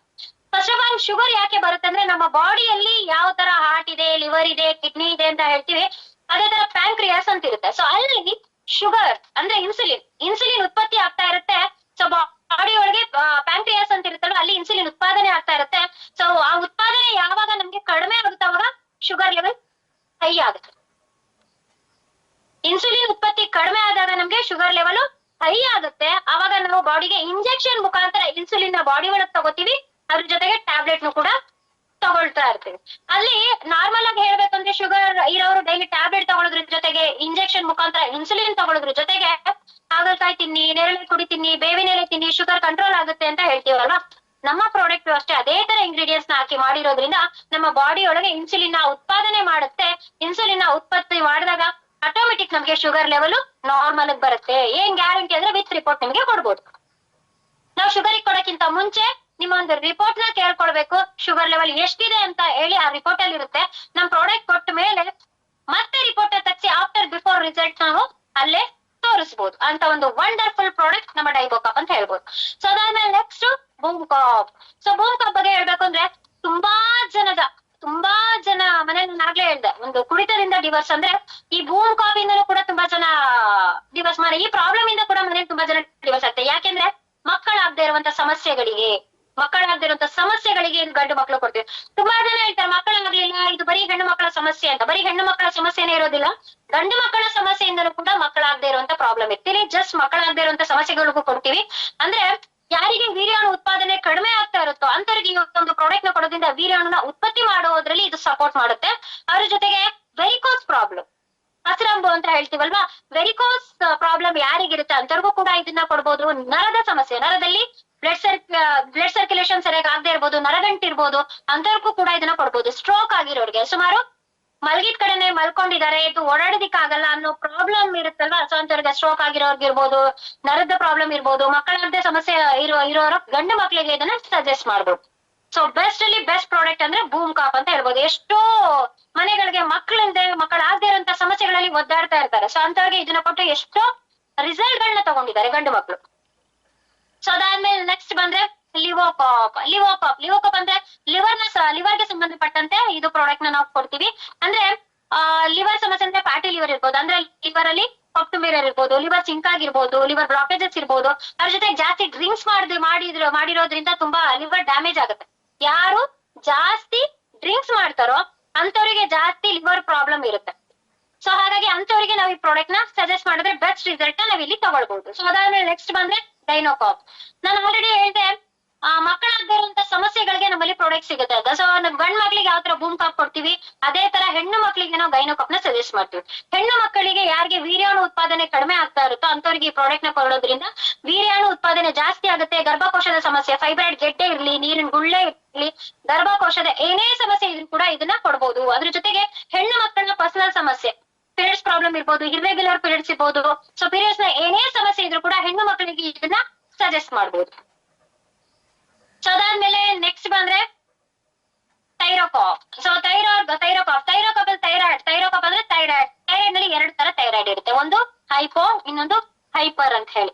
ಸೊ ಈ ತರ ಇದ್ದವ್ರಿಗೆ ಕೆಲವರು ತುಂಬಾ ದಪ್ಪ ಆಗ್ತಾ ಇರ್ತಾರೆ, ಕೆಲವರು ಸಣ್ಣ ಆಗ್ತಾ ಇರ್ತಾರೆ, ಜಾಸ್ತಿ ತುಂಬಾ ಕೂದಲು ಉದುರ್ತಾ ಇರುತ್ತೆ, ಸಿಟ್ ಮಾಡ್ತಾ ಇರ್ತಾರೆ. ಅದ್ರಲ್ಲೂ ಮದ್ವೆ ಆಗದೆ ಇರುವಂತ ಹೆಣ್ಣು ಮಕ್ಕಳಿಗೆ ಏನಾದ್ರೂ ಥೈರಾಯ್ಡ್ ಇದ್ರೆ ಮದ್ವೆ ಆದ್ಮೇಲೆ ಮಕ್ಕಳಾಗುವಂತ ಚಾನ್ಸಸ್ 99% ಕಡಿಮೆ ಇರುತ್ತೆ. ಫಸ್ಟ್ ಮಕ್ಕಳು ಆಗ್ಲಿಲ್ಲ ಅಂತ ಹೇಳಿ ನೀವು ಡಾಕ್ಟರ್ ಹತ್ರ ಚೆಕಪ್ ಹೋದ್ರೆ ಥೈರಾಯ್ಡ್ ಇದೆಯಾ, ಫಸ್ಟ್ ಥೈರಾಯ್ಡ್ ಚೆಕಪ್ ಮಾಡಮ್ಮ ಅಂತ ಹೇಳ್ತಾರೆ. ಯಾಕಂದ್ರೆ ಥೈರಾಯ್ಡ್ ಸಮಸ್ಯೆ ಇದ್ರೆ ಮಕ್ಕಳಾಗೋದು ತುಂಬಾ ಕಡಿಮೆ, ಮಕ್ಕಳಾಗೋದಿಲ್ಲ. ಸೊ ಹಾಗಾಗಿ ಫಸ್ಟ್ ಥೈರಾಯ್ಡ್ ನ ಕ್ಲಿಯರ್ ಮಾಡ್ಕೊಳ್ಳಿ ಅಂತಾರೆ. ಸೊ ಈ ಪ್ರಾಡಕ್ಟ್ ನ ತಗೊಳ್ಳೋದ್ರಿಂದ ಹೈಪೋ ಇರ್ಲಿ ಹೈಪರ್ ಇರ್ಲಿ ಯಾವುದೇ ಥೈರಾಯ್ಡ್ ಇದ್ರೂ ಕೂಡ ಥೈರಾಯ್ಡ್ ನ ಸಮಸ್ಯೆಯಿಂದ ಮುಕ್ತಿ ಸಿಗುತ್ತೆ. ಅದ್ರ ಜೊತೆಗೆ ಶುಗರ್ಗೆ ನಾವು ಡೈಲಿ ಟ್ಯಾಬ್ಲೆಟ್ ನ ತಗೋತೀವಿ, ಅದೇ ತರ ನಾವು ಥೈರಾಯ್ಡ್ಗೂ ಕೂಡ ಡೈಲಿ ಟ್ಯಾಬ್ಲೆಟ್ ನ ತಗೊಳ್ತೀವಿ. ಇಷ್ಟು mg ಅಂತ ಹೇಳಿ ಡೈಲಿ ಟ್ಯಾಬ್ಲೆಟ್ ನ ತಗೊಳ್ತೀವಿ. ಇದನ್ನ ತಗೊಳ್ಳೋದ್ರಿಂದ ನಾವು ಥೈರಾಯ್ಡ್ ಇಂದ ಹೊರಗೆ ಬರ್ಬೋದು. ಸೊ ಅದ್ರ ಜೊತೆಗೆ ನೆಕ್ಸ್ಟ್ ಪ್ರಾಡಕ್ಟ್ ಬಂದ್ರೆ ಪೈಲೋಕಾಪ್. ಸೊ ಪೈಲೋಕಾಪ್ ಅಂದ್ರೆ ಪೈಲ್ಸ್ ಅಲ್ಲಿ 3 ತರ ಪೈಲ್ಸ್ ಇರುತ್ತೆ, ಪೈಲ್ಸ್, ಫಿಶರೈಟ್, ಪಿಸ್ತೂಲ ಅಂತ ಹೇಳಿ. ಸೊ ಯಾವುದೇ ಪೈಲ್ಸ್ ಇದ್ರೂ ಕೂಡ ಈ ಪ್ರಾಡಕ್ಟ್ ನ ತಗೊಳ್ಬೋದು. ನಾನು ಯಾವಾಗ್ಲೂ ಹೇಳ್ತೀನಿ ಗುಲಾಬಿ ಕಡ್ಡಿ, ಪೈಲ್ಸ್ ಅಂದ್ರೆ ಗುಲಾಬಿ ಕಡ್ಡಿ ತರ ಅಂತ. ಯಾಕಂದ್ರೆ ಗುಲಾಬಿ ಕಡ್ಡಿ ತುಂಬಾ ಚೆನ್ನಾಗಿ ಚಿಗ್ರಿ ಮೇಲೆ ಒಂದು 10 ಹೂ ಬಿಟ್ಟಿರುತ್ತೆ, ಬುಡಕ್ಕೆ ಅದನ್ನ ಕಟ್ ಮಾಡ್ತೀವಿ, ಆ ಗಿಡ ಎಲ್ಲ ಸತ್ತೋಗ್ಬಿಡುತ್ತಾ, 2 ಕಡೆ ಚೆನ್ನಾಗಿ ಚಿಗುರು ಬರುತ್ತೆ, ಇನ್ನೂ ಚೆನ್ನಾಗಿ ಹೂಗಳನ್ನ ಕೊಡುತ್ತೆ. ಅದೇ ತರ ಪೈಲ್ಸ್ ಅನ್ನೋದು ಒಳಗಡೆ ಗೆಡ್ಡೆ ಇರುತ್ತೆ, ಆ ಗೆಡ್ಡೆ ಏನಾಗುತ್ತೆ ಮೊಳಕೆ ಹೊಡೆದು ಚಿಗುರು ಹೊಡಿಲಿಕ್ಕೆ ಶುರು ಮಾಡುತ್ತೆ. ಆ ಮೊಳಕೆ ಮೊಳಕೆ ಚಿಗುರು ಹೊಡೆದು ಹೊರಗಡೆ ಬರಕ್ ಶುರು ಆಗುತ್ತಲ್ಲ, ಹೊರಗಡೆ ಮೊಳಕೆ ಕಾಣ್ತಾ ಇರುತ್ತೆ, ಅವಾಗ ನಮ್ಗೆ ಪೇನ್ ಶುರು ಆಗುತ್ತೆ. ವಾಶ್ರೂಮ್ ಹೋದಾಗ ಬ್ಲಡ್ ಬರುತ್ತೆ, ಹೀಟ್ ಪದಾರ್ಥ ತಿಂದ್ರೆ ಬ್ಲಡ್ ಬರುತ್ತೆ, ಪೇನ್ ಆಗುತ್ತೆ, ನಾರ್ಮಲ್ ಚೇರಲ್ಲಿ ಕೂರಕ್ ಆಗಲ್ಲ, ನೋವು ಅವ್ರಿಗೆ ಗೊತ್ತಿರುತ್ತೆ ಅಲ್ವಾ. ಹಾಗೇನ್ ಮಾಡ್ತೀವಿ, ಆ ನೋವು ತಡಿಯಕ್ ಆಗ್ದೇನೋ ಹಾಸ್ಪಿಟ್ಲಿಗೆ ಹೋಗ್ತೀವಿ, ಆಪರೇಷನ್ ನ ಮಾಡಿಸ್ಕೊಂತೀವಿ. ಆಪರೇಷನ್ಗೆ ನಾವ್ ಎಷ್ಟು ದುಡ್ಡಾದ್ರೂ ಖರ್ಚು ಮಾಡೋಣ, ಆದ್ರೆ ಅದು ಪರ್ಮನೆಂಟ್ ಆಗಿ ಕ್ಯೂರ್ ಆಗಲ್ಲ. ಆಪರೇಷನ್ ಯಾವ ತರ ಮಾಡ್ತಾ ಇದ್ರೆ ಅಂದ್ರೆ ಹೊರಗಡೆ ಎಷ್ಟು ಮೊಳಕೆ ಕಾಣ್ತಾ ಇರುತ್ತೋ ಅಷ್ಟನ್ನ ಮಾತ್ರ ಕಟ್ ಮಾಡಿ ಸ್ಟಿಚ್ ಮಾಡ್ತಾರೆ. ಗೆಡ್ಡೆ ಏನಾಯ್ತು, ಒಳಗಡೆ ಇರುತ್ತೆ ಗೆಡ್ಡೆ. ಸಮ್ ಡೇಸ್ ಆದಾಗ ಮತ್ತೆ ಕಟ್ ಮಾಡಿರುವಂತ ಮೊಳಕೆ ಮತ್ತೆ ಚಿಗುರು ಹೊಡಿಲಿಕ್ಕೆ ಶುರು ಮಾಡುತ್ತೆ, ಮತ್ತೆ ಚಿಗುರು ಹೊಡಿಯುತ್ತೆ, ಮತ್ತೆ ಆಪರೇಷನ್ ಮಾಡಿ. ಕೆಲವರು ವರ್ಷಕ್ಕೆ 1 ಬಾರಿ ಆಪರೇಷನ್ ಮಾಡಿದ್ರೆ, ಇನ್ ಕೆಲವರು ವರ್ಷಕ್ಕೆ 2 ಬಾರಿ ಆಪರೇಷನ್ ಮಾಡ್ಕೊಳ್ತಾರೆ. ಬಟ್ ಇದನ್ನ ತಗೊಳ್ಳೋದ್ರಿಂದ ಆಯುರ್ವೇದ ಅಂದ್ರೆ ಬುಡದಿಂದ ತೆಗ್ದಾಕುವಂತ ಕೆಲಸ ಮಾಡುತ್ತೆ. ಇದನ್ನ ತಗೊಳ್ಳೋದ್ರಿಂದ ಒಳಗಡೆ ಇರುವಂತ ಗೆಡ್ಡೆನೆ ಕರಗಿಸಿ ವಾಶ್ರೂಮಿಗೆ ಹೋದಾಗ ಅದು ರಿಮೂವ್ ಮಾಡುತ್ತೆ, ಅಂದ್ರೆ ಪರ್ಮನೆಂಟ್ ಆಗಿ ಕ್ಯೂರ್ ಮಾಡುತ್ತೆ. ಪರ್ಮನೆಂಟ್ ಸೊಲ್ಯೂಷನ್ ನಮ್ಗೆ ಪೈಲೋಕಾಪ್ ಇಂದ ಸಿಗುತ್ತೆ. ಸೊ ಹಾಗಾಗಿ ಪೈಲ್ಸ್ ಇರೋರು ಆರಾಮಾಗಿ ನಾವು ಈ ಪೈಲೋಕಾಪ್ ನ ತಗೊಳ್ಬಹುದು. ಸೊ ಅದಾದ್ಮೇಲೆ ನೆಕ್ಸ್ಟ್ ಬಂದ್ರೆ ಸ್ಟೋನೋಕಾಪ್. ಸೊ ಸ್ಟೋನೋಕಾಪ್ ಬಗ್ಗೆ ಹೇಳ್ಬೇಕು ಅಂತ ಹೇಳಿದ್ರೆ ಕಿಡ್ನಿನಲ್ಲಿ ಸ್ಟೋನ್. ನಾವು ಡೈಲಿ ಅನ್ನ ತಿಂತಿದೀವ, ಕಲ್ ತಿಂತಿದೀವ, ಅನ್ನ ತಿಂತಿದೀವಿ, ನಮ್ಗೆ ಏನ್ ಬೇಕು ಊಟನ ನಾವು ಮಾಡ್ತಿದ್ವಿ, ಆದ್ರೂ ಕೂಡ ನಮ್ಮ ಬಾಡಿ ಒಳಗೆ ಕಲ್ ಸೇರ್ಕೊಂಡಿರುತ್ತೆ. ಅದಕ್ಕೆ ಏನ್ ಮಾಡ್ತೀವಿ, ಕೆಲವರು ಆಪರೇಷನ್ ಮಾಡಿಸ್ಕೊಳ್ತೀವಿ, ಕೆಲವರು ಶೂಟ್ ಮಾಡಿಸ್ಕೊಳ್ತೀವಿ. ಶೂಟ್ ಮಾಡಿಸ್ಕೊಂಡ್ರು ಕೂಡ ಒಳಗ ಸ್ಟೋನ್ ಬ್ಲಾಸ್ಟ್ ಆದಾಗ ಏನಾಗುತ್ತೆ, ಸಣ್ಣ ಸಣ್ಣ ಕಿಡಿ ಕೂಡ ಇರುತ್ತೆ, ಮತ್ತೆ ಉತ್ಪತ್ತಿ ಆಗ್ತಾ ಇರುತ್ತೆ. ಬಟ್ ಇದನ್ನ ತಗೊಳ್ಳೋದ್ರಿಂದ ಸ್ಟೋನು ಅದು ಎಷ್ಟೇ ಇದ್ರೂ ಕೂಡ ಸ್ಟೋನು ಕರಗಿಸಿ ಯೂರಿನ್ ಪಾಸ್ ಮಾಡ್ಕೊಂತಾರ, ಆ ಸ್ಟೋನ್ ನ ರಿಮೂವ್ ಮಾಡುತ್ತೆ. ಅಂತ ಒಂದು ಬೆಸ್ಟ್ ಪ್ರಾಡಕ್ಟ್ ಅಂದ್ರೆ ಸ್ಟೋನೋಕಾಪ್ ಅಂತ ಹೇಳ್ಬೋದು. ನೆಕ್ಸ್ಟ್ ಅಲರ್ಜಿ ಕಾಪ್ ಬಗ್ಗೆ ಹೇಳ್ಬೇಕು ಅಂದ್ರೆ ಕೆಲವರು ಬೆಳಗ್ಗೆ ಏನಾದ್ರೂ ಒಂದು ಕೆಲಸ ಇದೆ, ಎಲ್ಲಾದ್ರೂ ಹೊರಡ್ಬೇಕು ಅಂದ್ರೆ ಬೆಳಗ್ಗೆ ಸ್ವಲ್ಪ ಬೇಗ ಎದ್ಬಿಟ್ರೆ ಆ ಚಳಿಗೂ ಅದಕ್ಕೂ ಸೀನ್ತಾ ಇರ್ತಾರೆ ಜಾಸ್ತಿ, ಅಕ್ಷಿ ಅಂತ ಸೀನೋದು ಜಾಸ್ತಿ, ಶೀತ, ಕೆಮ್ಮು, ನೆಗಡಿ ಅಂತ ಆಗ್ತಿರುತ್ತಲ್ಲ, ಅದ್ರ ಜೊತೆಗೆ ಅಸ್ತಮ ಇರ್ಬೋದು. ಸೊ ಅಂತವ್ರಿಗೆಲ್ಲಾದ್ರೂ ಬೇರೆ ಅಲರ್ಜಿ ಪ್ರಾಬ್ಲಮ್ ಇರ್ಬೋದು, ಅಂತವ್ರಿಗೆ ಇದು ಬೆಸ್ಟ್ ಸೊಲ್ಯೂಷನ್ ಅಂತ ಹೇಳ್ಬೋದು. ಸೊ ಅದಾದ್ಮೇಲೆ ನೆಕ್ಸ್ಟ್ ಬಂದ್ರೆ ತ್ರಿಫಲ. ಸೊ ತ್ರಿಫಲ ಬಗ್ಗೆ ಹೇಳ್ಬೇಕು ಅಂದ್ರೆ ಇದು ಗ್ಯಾಸ್ಟ್ರಿಕ್ ಸಮಸ್ಯೆ. ಕೆಲವ್ರಿಗೆ ಒಂದ್ ಸ್ವಲ್ಪ ಊಟ ಮಾಡಿದ್ರು ಕೂಡ ಹೊಟ್ಟೆ ಉಬ್ರಿಸ್ಕೊಂಡಂಗ ಆಗುತ್ತೆ, ಹೊಟ್ಟೆ ತುಂಬ್ದಂಗ ಆಗುತ್ತೆ. ಯಾಕಂದ್ರೆ ಗ್ಯಾಸ್ ತುಂಬ್ಕೊಂಡಂಗ ಆಗಿರುತ್ತೆ, ಹೊಟ್ಟೆ ಉಬ್ರಿಸ್ಕೊಂಡಾಗ ಆಗ್ತಾ ಇರುತ್ತೆ. ಹಾಗೆ ಸ್ವಲ್ಪ ಊಟ ಮಾಡಿದ್ರು ಕೂಡ ಹೊಟ್ಟೆ ತುಂಬ್ದಂಗ ಅನ್ಸುತ್ತೆ, ಪದೇ ಉಳಿತಾಗಿ ಬರ್ತಾ ಇರುತ್ತೆ. ಸೊ ಅಂತವ್ರಿಗೆ ಇದು ಬೆಸ್ಟ್ ಪ್ರಾಡಕ್ಟ್. ಈ ಒಂದು ತ್ರಿಫಲ ಕೊಡೋದ್ರಿಂದ ಮೋಷನ್ ಪ್ರಾಬ್ಲಮ್ ಸರಿಯಾಗಿ ಆಗಲ್ಲ ಅಂದ್ರೂ ಕೂಡ ಇದನ್ನ ತಗೊಳ್ಬಹುದು. ಮೋಷನ್ ಕ್ಲಿಯರ್ ಆಗುತ್ತೆ, ಜೊತೆಗೆ ಹೊಟ್ಟೆ ಉಬ್ರಿಸ್ಕೊಂಡಿರೋದು ಕೂಡ ಕಡಿಮೆ ಆಗುತ್ತೆ, ಉಳಿತಾಗಿ ಬರೋದು ಕಡಿಮೆ ಆಗುತ್ತೆ, ಗ್ಯಾಸ್ಟ್ರಿಕ್ ಸಮಸ್ಯೆಯಿಂದ ಮುಕ್ತಿ ಸಿಗುತ್ತೆ. ಸೊ ಅದ್ರ ಜೊತೆಗೆ ನೆಕ್ಸ್ಟ್ ಬ್ರೈನ್ ಕಾಪ್ ಅಂತ ಹೇಳೋದು ಮೆದುಳಿನ ಸಮಸ್ಯೆ ಇರ್ಬೋದು, ಬುದ್ಧಿಮಾಂದ್ಯತೆ ಇರ್ಬೋದು. ಕೆಲವ್ರಿಗೆ ಮರೆಗುಳಿತನ ಇರುತ್ತೆ, ಏನಾದ್ರೂ ಇದೆ ಮರ್ತು ಬಿಡ್ತೀವಿ. ಅದ್ರಲ್ಲೂ ನಾರ್ಮಲ್ ಆಗಿ ನಾವೇ ಇರ್ಬೋದು, ಯಾರಿಗೋ ಫೋನ್ ಮಾಡ್ಬೇಕು ಅನ್ಕೊಂಡು ನೆನ್ಪಿಸ್ಕೊಂಡಿರ್ತೀವಿ, ಕಿಚನ್ ಅಲ್ಲಿ ಇರ್ತೀವಿ, ಹಾಲಲ್ಲಿ ಮೊಬೈಲ್ ಇರುತ್ತೆ, ಯಾರಿಗೋ ಫೋನ್ ಮಾಡೋಣ ಅಂತೇಳಿ ಅವ್ರ ನೆನಪು ಚಮಲಾಗೆ ಇರುತ್ತೆ, ಬರ್ತೀವಿ ಮೊಬೈಲ್ ತಗೊಳ್ತೀವಿ, ಕಾಂಟ್ಯಾಕ್ಟ್ಸ್ ತೆಗಿತೀವಿ, ಅದ್ ತೆಗಿಯೋರ್ಗು ಅವ್ರ ಹೆಸರು ನೆನ್ಪಿರುತ್ತೆ, ತೆಗೆದ್ಬಿಟ್ಟು ಕಾಂಟ್ಯಾಕ್ಟ್ಸ್ ಬೇರೆ ಬೇರೆ ಬೇರೆ ಕಾಂಟ್ಯಾಕ್ಟ್ಸ್ ನೋಡ್ಬಿಡ್ತೀವಲ್ಲ, ಆವಾಗ ಯಾರಿಗೋ ಫೋನ್ ಮಾಡ್ಬೇಕು ಅನ್ಕೊಂಡಲ್ಲ ಅಂತ ನೆನ್ಪಿಸ್ಕೊತೀವಿ ಅಲ್ವಾ. ಸೊ ಈ ತರ ಮರ್ತ್ ಬಿಡ್ತೀವಿ. ಇಲ್ಲ ಏನೋ ಒಂದ್ 10 ಸಾಮಾನು ನಾವು ತಲೆಯಲ್ಲಿ ಇಟ್ಕೊಂಡು ಅಂಗಡಿಗೆ ಹೋಗಿರ್ತೀವಿ, ಬರ್ತಾ 10 ಸಾಮಾನು ತಂದಿರಲ್ಲ, 7 ಗಂಟೆ ತಂದಿರ್ತೀವಿ, ಇನ್ 1-2 ಮರ್ತೆ ಬಂದ್ಬಿಡ್ತೀವಿ. ಸೊ ಆ ತರ ಮರೆಗುಳಿತನ ಮರ್ತ ಹೋಗ್ತೀವಲ್ವಾ. ಸೊ ಆ ತರ ಮರೆಗುಳಿತನ ಇರೋರ್ಗು ಕೂಡ ಇದು ಬ್ರೈನ್ ಕಾಪ್ ನ ಕೊಡ್ಬೋದು. ಬುದ್ಧಿಮಾಂದ್ಯತೆ ಮಕ್ಳಿದ್ರು ಕೂಡ ಇದನ್ನ ಸಜೆಸ್ಟ್ ನಾವ್ ಮಾಡ್ಬೋದು. ಸೊ ಅದಾದ್ಮೇಲೆ ನೆಕ್ಸ್ಟ್ ಬಂದ್ರೆ ಕಾರ್ಬೋಕಾಪ್. ಸೊ ಕಾರ್ಬೋಕಾಪ್ ಕ್ಯಾನ್ಸರ್ಗೆ ಇರುವಂತ ಪ್ರಾಡಕ್ಟ್ಸ್. ಸೊ ಯಾವುದೇ ಕ್ಯಾನ್ಸರ್ ಇರ್ಲಿ, ಬ್ರೆಸ್ಟ್ ಕ್ಯಾನ್ಸರ್ ಇರ್ಲಿ, ಲಿವರ್ ಕ್ಯಾನ್ಸರ್ ಇರ್ಲಿ, ಲಂಗ್ಸ್ ಕ್ಯಾನ್ಸರ್ ಇರ್ಲಿ, ಬ್ರೈನ್ ಕ್ಯಾನ್ಸರ್ ಇರ್ಲಿ, ಯಾವುದೇ ರೀತಿ ಕ್ಯಾನ್ಸರ್ ಇರ್ಲಿ, ಫಸ್ಟ್ ಸ್ಟೇಜ್, ಸೆಕೆಂಡ್ ಸ್ಟೇಜ್ ಇದ್ರೆ, ಥರ್ಡ್ ಸ್ಟೇಜ್ ಹತ್ತತ್ರ ಇದೆ ಅಂದ್ರೂ ಕೂಡ ಅದರಿಂದ ಮುಕ್ತಿ ಸಿಗುತ್ತೆ, ಅದರಿಂದ ಹೊರಗ್ ಬರ್ಬೋದು. ಸೊ ಎಷ್ಟೋ ರಿಸಲ್ಟ್ಸ್ ಗಳು, ಟೆಸ್ಟಿಮೋನಿಯಲ್ ವಿಡಿಯೋಸ್ ಇದೆ. ಡಾಕ್ಟರೇ ಆಗಲ್ಲ, ಗ್ಯಾರಂಟಿ ಇಲ್ಲ ಅಂತ ಹೇಳಿ ಇರೋಷ್ಟು ದಿನ ಇರ್ಲಿ ಕರ್ಕೊಂಡು ಹೋಗಿ ಮನೆಗೆ ಅಂತ ಹೇಳಿ ಕಳಿಸ್ದವ್ರಿಗೂ ಕೂಡ ಈ ಪ್ರಾಡಕ್ಟ್ ನ ಕೊಟ್ಟು ಅದರಿಂದ ಒಂದು ಬೆಸ್ಟ್ ರಿಸಲ್ಟ್ ನ ನಮ್ಮ ಪ್ರಾಡಕ್ಟ್ ತಂದಿದೆ. ಸೊ ಅದಾದ್ಮೇಲೆ ನೆಕ್ಸ್ಟ್ ಬಂದ್ರೆ ನೋನಿ. ನೋನಿ ಅನ್ನೋದು ಇಂಥ ಕಾಯಿಲೆಗೆ ತಗೊಳ್ಬೇಕು ಅಂತ ಏನು ಇಲ್ಲ. ಸೊ ನಾವೇನು ಕಾಯಿಲೆ ಇಲ್ಲ ಅಂದ್ರೂ ಕೂಡ ವರ್ಷಕ್ಕೆ 3 ತಿಂಗಳು ಈ ನೋನಿ ಅನ್ನೋ ಪ್ರಾಡಕ್ಟ್ ನ ತಗೊಳ್ಬೇಕು. ಯಾಕಂದ್ರೆ ಇಲ್ಲಿರುವಂತ ಎಲ್ಲಾ ಪ್ರಾಡಕ್ಟ್ ಜೊತೆಗೆ ನಾವೀಗ ಆಂಟಿಬಯೋಟಿಕ್ ಆಗಿ ಪ್ರಾಡಕ್ಟ್ ನ ಆಡ್ ಮಾಡಿ ಕೊಡ್ತೀವಿ. ಅಂದ್ರೆ ನಮಗೆ ಏಜ್ ಆಗ್ತಾ ನಾವು ಆಕ್ಟಿವ್ ಆಗಿರ್ತೀವ, ಇನ್ಆಕ್ಟಿವ್ ಆಗಿರ್ತೀವಿ, ನಮ್ಮ ಸೆಲ್ಸ್ ಎಲ್ಲ ಆಕ್ಟಿವ್ ಆಗಿರುತ್ತಾ, ಸೆಲ್ಸ್ ಎಲ್ಲ ಇನ್ಆಕ್ಟಿವ್ ಆಗ್ತಾ ಇರುತ್ತೆ. ಅಂದ್ರೆ ಈ ಪ್ರಾಡಕ್ಟ್ ನ ತಗೊಳ್ಳೋದ್ರಿಂದ ನಮ್ಮ ಸೆಲ್ಸ್ ಎಲ್ಲ ಆಕ್ಟಿವ್ ಆಗುತ್ತೆ. ಸೊ ಹಾಗಾಗಿ ಏನು ಕಾಯಿಲೆ ಇಲ್ಲ ಅಂದ್ರೂ ಕೂಡ ಈ ಪ್ರಾಡಕ್ಟ್ ನ ನಾವು ವರ್ಷಕ್ಕೆ 3 ಬಾಟ್ಲು ತಗೊಳ್ಬೇಕು. ಎಲ್ಲಾ ಪ್ರಾಡಕ್ಟ್ ಜೊತೆಗೆ ನಾವು ಆಂಟಿಬಯೋಟಿಕ್ ಆಗಿ ಈ ಒಂದು ಪ್ರಾಡಕ್ಟ್ ನ ಆಡ್ ಮಾಡಿ ಕೊಡ್ತೀವಿ. ಸೊ ಅದಾದ್ಮೇಲೆ ನೆಕ್ಸ್ಟ್ ಪ್ರಾಡಕ್ಟ್ ಬಂದ್ರೆ ಅಲೋವೆರಾ. ಸೊ ಈ ಅಲೋವೆರಾ ತಗೊಳ್ಳೋದ್ರಿಂದ ತುಂಬಾ ಹೇರ್ ಲಾಸ್ ಪ್ರಾಬ್ಲಮ್ ಇರ್ಬೋದು, ಸ್ಕಿನ್ ಸಮಸ್ಯೆ ಇರ್ಬೋದು, ಸ್ಕಿನ್ನಿನ ಸಮಸ್ಯೆ ಏನಾದ್ರೂ ಇರ್ಲಿ, ಅದ್ರ ಜೊತೆಗೆ ಹೇರ್ ಲಾಸ್ ಜಾಸ್ತಿ ಆಗ್ತಾ ಇದೆ ಅಂತ ಅಂದ್ರೆ ಅದಕ್ಕೆ ಈ ಪ್ರಾಡಕ್ಟ್ ನ ಕೊಡ್ಬಹುದು. ಸೂಪರ್ ಬೆಸ್ಟ್ ರಿಸಲ್ಟ್ ಅಂತ ಹೇಳ್ಬೋದು. ಹಾಗೇನೆ ನೆಕ್ಸ್ಟ್ ಪಂಚತುಳಸಿ ಡ್ರಾಪ್ಸ್. ಈ ಪಂಚತುಳಸಿ ಡ್ರಾಪ್ಸ್ ನಾವು ಡೈಲಿ ಆಕ್ಟಿವೇಟ್ ಎನರ್ಜೆಟಿಕ್ ಆಗಿ ಈ ಪ್ರಾಡಕ್ಟ್ ಸಜೆಸ್ಟ್ ಮಾಡ್ತೀವಿ. ಸೊ 1 ಲೀಟರ್ ನೀರಿಗೆ ಜಸ್ಟ್ 1 ಡ್ರಾಪ್ ಆರ್ 2 ಡ್ರಾಪ್ ಕುಡಿಯೋದ್ರಿಂದ ಡೈಲಿ ಆಕ್ಟಿವ್ ಆಗಿರ್ಬೋದು. ಯಾವ್ದೇ ರೀತಿ ಸುಸ್ತು, ನಿದ್ರಾಹೀನತೆ ನಿದ್ರೆ ಪ್ರಾಬ್ಲಮ್ ಇರ್ಬೋದು, ಸುಸ್ತು, ಆಯಾಸ ಇದ್ರೂ ಕೂಡ ಇದನ್ನ ತಗೊಳ್ಳೋದ್ರಿಂದ ದಿನನಿತ್ಯ ದಿನ ಪೂರ್ತಿ ನಾವು ಫೀಲ್ಡ್ ಹೋಗ್ತೀವಿ, ಓಡಾಡ್ತಿರ್ತೀವಿ, ಯಾವುದೇ ರೀತಿಯಾದಂತಹ ಸುಸ್ತು ಆಗದೇನೆ ನಾವು ಆಕ್ಟಿವ್ ಆಗಿ ಎನರ್ಜೆಟಿಕ್ ಆಗಿ ನಾವು ಇರ್ಬೋದು. Next ma'am. ಸೊ ಹಾಗೆ ನಮ್ಮಲ್ಲಿ ಆಲ್ರೆಡಿ ಟೈಮ್ ಆಗ್ತಾ ಇದೆ. ಸೊ ಹಾಗೆ ನಮ್ಮಲ್ಲಿ ಪೇಸ್ಟ್ ಬಗ್ಗೆ ಹೇಳ್ಬೇಕಂದ್ರೆ ಸೂಪರ್ ಪ್ರಾಡಕ್ಟ್. ಯಾಕಂದ್ರೆ ಇದು ಮಲ್ಟಿ ಪರ್ಪಸ್ ಆಗಿ ವರ್ಕ್ ಮಾಡುತ್ತೆ. ಈ ಪೇಸ್ಟ್ ನಾವೆಲ್ಲ ನಾರ್ಮಲ್ ಪೇಸ್ಟ್ ಬರೀ ಜಸ್ಟ್ ಬ್ರಷ್ ಮಾಡೋದಿಕ್ಕೆ ಯೂಸ್ ಮಾಡ್ತೀವಿ. ಬಸ್ ಈ ಪೇಸ್ಟ್ ಬರೀ ಬೆಸ್ಟ್ ಬ್ರಷ್ ಮಾಡೋದಿಕ್ಕಲ್ಲ, ಉಳ್ಕಲ್ಲಾಗಿರ್ಬೋದು, ಇಲ್ಲ ದುರ್ಮಾಂಸ ಬೆಳೆದಿದ್ರೆ, ಇಲ್ಲ ತುಂಬಾ ಕಫ ಇದ್ರು ಕೂಡ ಪೇಸ್ಟ್ ನ ತಿನ್ಬೋದು. ಉಳ್ಕಡ್ಡಿ ಆಗಿದ್ರೆ, ಸೊ ಗಾಯಗಳಾಗಿದ್ರು ಕೂಡ ಪೇಸ್ಟ್ ಗಾಯದ ಸುತ್ತ ಹಚ್ಚಿದ್ರು ಕೂಡ ಹುಳುಗಳೆಲ್ಲ ರಿಮೂವ್ ಆಗುತ್ತೆ ಹೊರಗಡೆ ಅಂತ ಒಂದು ಬೆಸ್ಟ್ ಪ್ರಾಡಕ್ಟ್. ಕೆಲವರು ಹೇಳಿದಾರೆ ಪೈಲ್ಸ್ ಪೇನ್ ಇರೋರ್ಗೂ ಕೂಡ ಎಷ್ಟೋ ಜನ ಪೇಸ್ಟ್ ನ ಹಚ್ಕೊಂಡಿದ್ದಾರೆ. ಅಷ್ಟು ಬೆಸ್ಟ್ ಪ್ರಾಡಕ್ಟ್ ನಮ್ಮ ಟೂತ್ ಕ್ರೀಮ್, ಡೆಂಟೋ ಟೂತ್ ಕ್ರೀಮ್ ಇದೆ. ತುಂಬಾ ವಂಡರ್ಫುಲ್, ಹೈಯೆಸ್ಟ್ ಸೇಲಿಂಗ್ ಪ್ರಾಡಕ್ಟ್ ಅಂದ್ರೆ ಅದು ಪೇಸ್ಟ್ ಅನ್ಬೋದು. ಅದೇ ತರ ನಮ್ಮಲ್ಲಿ ಹೇರ್ ಆಯಿಲ್ಸ್, ಸೋಪ್ಸ್, ತುಂಬಾ ಹೇರ್ ಆಯಿಲ್ಸ್ ನ ಯೂಸ್ ಮಾಡ್ತೀವಿ. ಅದ್ರಲ್ಲಿ ಕೆಮಿಕಲ್ಸ್ ಇರುತ್ತೆ, ಸೋಪ್ಸ್ ನ ಯೂಸ್ ಮಾಡ್ತೀವಿ, ಕೆಮಿಕಲ್ಸ್ ಇರುತ್ತೆ. ನಮ್ಮಲ್ಲಿ ಇರುವಂತಹ ಪ್ರಾಡಕ್ಟ್ಸ್ ಬೆಸ್ಟ್ ಪ್ರಾಡಕ್ಟ್ ಅಂತ ಹೇಳ್ಬೋದು. Next ma'am.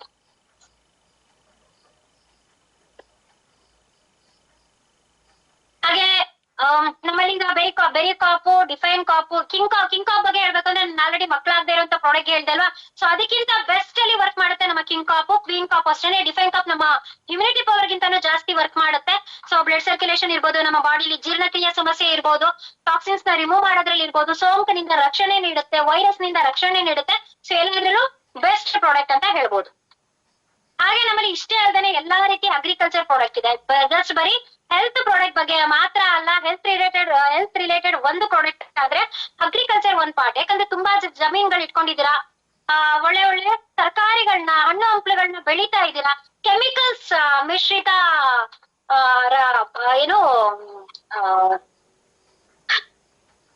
ಕೆಮಿಕಲ್ ಮಿಶ್ರಣದಿಂದ ತಯಾರು ಮಾಡಿರುವಂತ ರಸಗೊಬ್ಬರಗಳನ್ನ ಕೂಡ ಹಾಕಿ ಆ ಒಂದು ಒಳ್ಳೊಳ್ಳೆ ಬೆಳೆಗಳನ್ನ ನಾಶ ಮಾಡ್ತಾ ಇದೀವಿ ಅಲ್ವಾ. ಕೆಮಿಕಲ್ ಮಿಶ್ರಣದಿಂದ ತಯಾರು ಮಾಡೋದು ಅದು ಕೂಡ ಕೆಮಿಕಲ್ ಇರುತ್ತೆ. ಸ್ಪ್ರೇ ಮಾಡ್ತೀರಾ, ಆ ಫ್ರೂಟ್ಸ್ ಗಳನ್ನ ತಿಂದು ಎಷ್ಟೋ ಜನ ಡೆತ್ ಆಗಿದೆ. ಲಾಸ್ಟ್ ವೀಕ್ ಅಲ್ಲಿ ಯಾವ್ದೋ ಒಂದು ಇನ್ಸ್ಟಾಗ್ರಾಮ್ ಅಲ್ಲಿ ನ್ಯೂಸ್ ನೋಡ್ತಾ ಇದ್ದೆ. ಸೊ ಆಗಷ್ಟೇ ಫ್ರೆಶ್ ಫ್ರೂಟ್ ನೀರು ತಗೊಂಡ್ಬಂದು ತಿಂದಿದ್ದೆ, ಮನೇಲಿರುವಂತ ಎಲ್ರು ಕೂಡ ಡೆತ್ ಆಗಿದ್ದಾರೆ ತಿಂದ ಮೇಲೆ ಅಂತ ಹೇಳಿ ಅಲ್ವಾ. ಮನೇಲಿರುವಂತ ಎಲ್ರು ಕೂಡ ಡೆತ್ ಆಗಿದ್ದಾರೆ ಅಂತ ಹೇಳಿ. ಸೊ ಆ ತರ ಕೆಮಿಕಲ್ ಮಿಶ್ರಿತ ಗೊಬ್ಬರಗಳನ್ನ ನಾವು ಫರ್ಟಿಲೈಸರ್ ನಾವು ಹಾಕ್ತಾ ಇದೀವಿ, ಅದ್ರ ತಿಂದು ನಾವು ಹಾಳು ಮಾಡ್ಕೊಳ್ತೀವಿ. ಅದಕ್ಕೋಸ್ಕರ ನಮ್ಮ ವಿ ಸ್ಟಾರ್ ವೆಲ್ನೆಸ್ ಎಲ್ಲಾ ರೀತಿಯಾದಂತ ಯಾವುದೇ ರೀತಿ ಕೆಮಿಕಲ್ ಇಲ್ಲದೆ ಇರುವಂತ ರೈತರಿಗೂ ಕೂಡ ಸಪೋರ್ಟ್ ಆಗ್ಲಿ ಅಂತ ಹೇಳಿ ಈ ತರ ಒಂದು ಪ್ರಾಡಕ್ಟ್ ಗಳನ್ನ ತಯಾರು ಮಾಡಿದ್ದಾರೆ. ಸೊ ಅದನ್ನು ಕೂಡ ಯೂಸ್ ಮಾಡಬಹುದು. ನೆಕ್ಸ್ಟ್ ನೆಕ್ಸ್ಟ್ ಹೋಗ್ಬಿಡಿ ಬಿಸ್ನೆಸ್ ಪ್ಲಾನ್. ಸೊ ಅದೇ ತರ ಎಲ್ಲಾ ರೀತಿ ಪ್ರಾಡಕ್ಟ್ಸ್ ಗಳನ್ನ ಯೂಸ್ ಮಾಡ್ತಾ ತುಂಬಾ ಜನ ಹೇಳ್ಬೋದು ಜಸ್ಟ್ ಈ ಪ್ರಾಡಕ್ಟ್ ನ ಯೂಸ್ ಮಾಡ್ತಾ ಮಾಡ್ತಾ ಆದಾಯ ಯಾವ ತರ ಮಾಡೋದು, ಪ್ರಾಡಕ್ಟ್ ಏನೋ ಚೆನ್ನಾಗಿದೆ, ಇಂಗ್ರೀಡಿಯೆಂಟ್ಸ್ ಚೆನ್ನಾಗಿದೆ, ಒಳ್ಳೆ ರಿಸಲ್ಟ್ ಇರುವಂತ ಪ್ರಾಡಕ್ಟ್ಸ್, ಇದನ್ನೆಲ್ಲ ತಗೊಳ್ತಾ ತಗೊಳ್ತಾ ನಾವ್ ಯಾವ ತರ ಇನ್ಕಮ್ ನ ಮಾಡ್ಬೋದು ಅನ್ನೋ ಡೌಟ್ಸ್ ಗಳು ತುಂಬಾ ಜನಕ್ಕೆ ಇರುತ್ತಲ್ವಾ. ಸೊ ಇದರಲ್ಲಿ ಜಸ್ಟ್ 3 steps ಇದೆ. Use the product, get the result, then share it with people. ನಾವು ಪ್ರಾಡಕ್ಟ್ ನ ಯೂಸರ್ ಆಗ್ಬೇಕು, ಯೂಸ್ ಮಾಡಿ ರಿಸಲ್ಟ್ ನ ನೋಡ್ಬೇಕು, ನಾವು ರಿಸಲ್ಟ್ ಬಂದ ಮೇಲೆ ಬೇರೆಯವ್ರಿಗೆ ಶೇರ್ ಮಾಡಿದ್ರೆ ನಾವು ದುಡ್ಡು ಮಾಡ್ಬೋದು.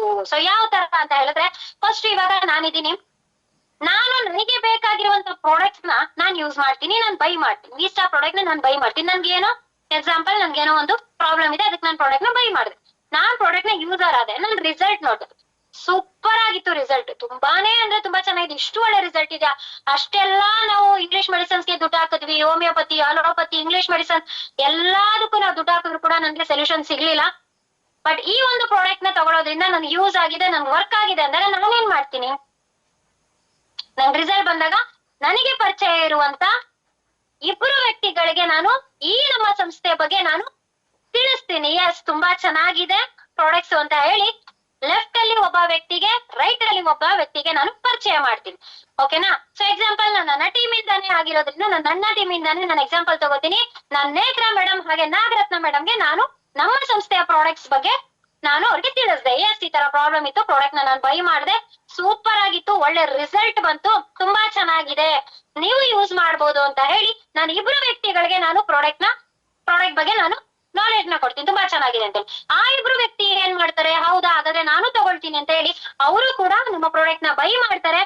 100 SP. SP ಅಂದ್ರೆ ಸೇಲ್ಸ್ ಪಾಯಿಂಟ್. ನಾನು ಇಷ್ಟೊತ್ತರೆಗೆ ಏನೇನ್ ಪ್ರಾಡಕ್ಟ್ಸ್ ಬಗ್ಗೆ ಹೇಳ್ದೆ, ಎಲ್ಲಾ ಪ್ರಾಡಕ್ಟ್ಸ್ ಗೆ ಪಾಯಿಂಟ್ಸ್ ಇದೆ. 1 SP ಇಂದ ನಿಮ್ಗೆ 14 SP ವರೆಗೆ, SP ಅಂದ್ರೆ ಸೇಲ್ಸ್ ಪಾಯಿಂಟ್, 14 SP ವರೆಗೂ ಪ್ರಾಡಕ್ಟ್ ಮೇಲೆ ಒಂದೊಂದು ಪಾಯಿಂಟ್ಸ್ ವ್ಯಾಲ್ಯೂ ಇರುತ್ತೆ. ಸೊ ಆ ಪ್ರಾಡಕ್ಟ್ಸ್ ಮೇಲೆ ಇಲ್ಲಿ ಏನ್ ಪ್ರಾಡಕ್ಟ್ ನ ಬೈ ಮಾಡ್ತೀರಾ ಅನ್ನೋದು ಇಂಪಾರ್ಟೆಂಟ್ ಅಲ್ಲ, ಎಷ್ಟು SP ಪ್ರಾಡಕ್ಟ್ ನ ಬೈ ಮಾಡ್ತೀರಾ ಅನ್ನೋದು ಇಂಪಾರ್ಟೆಂಟ್ ಆಗುತ್ತೆ. ಇಲ್ಲಿ ನಾನ್ ರಿಸಲ್ಟ್ ನ ನೋಡಿದೀನಿ, ಚೆನ್ನಾಗಿದೆ ಅಂತ ಹೇಳಿ ನಾನೇನ್ ಮಾಡಿದೆ, ನಾನು 2 ವ್ಯಕ್ತಿಗಳಿಗೆ ನಾನು ಪರಿಚಯ ಮಾಡಿದೆ. ಸೊ ಆ 2 ವ್ಯಕ್ತಿಗಳು ಕೂಡ ಪ್ರಾಡಕ್ಟ್ ನ ಬೈ ಮಾಡಿದ್ರು, ಯೂಸ್ ಮಾಡಿದ್ರು, ರಿಸಲ್ಟ್ ನ ನೋಡಿದ್ರು.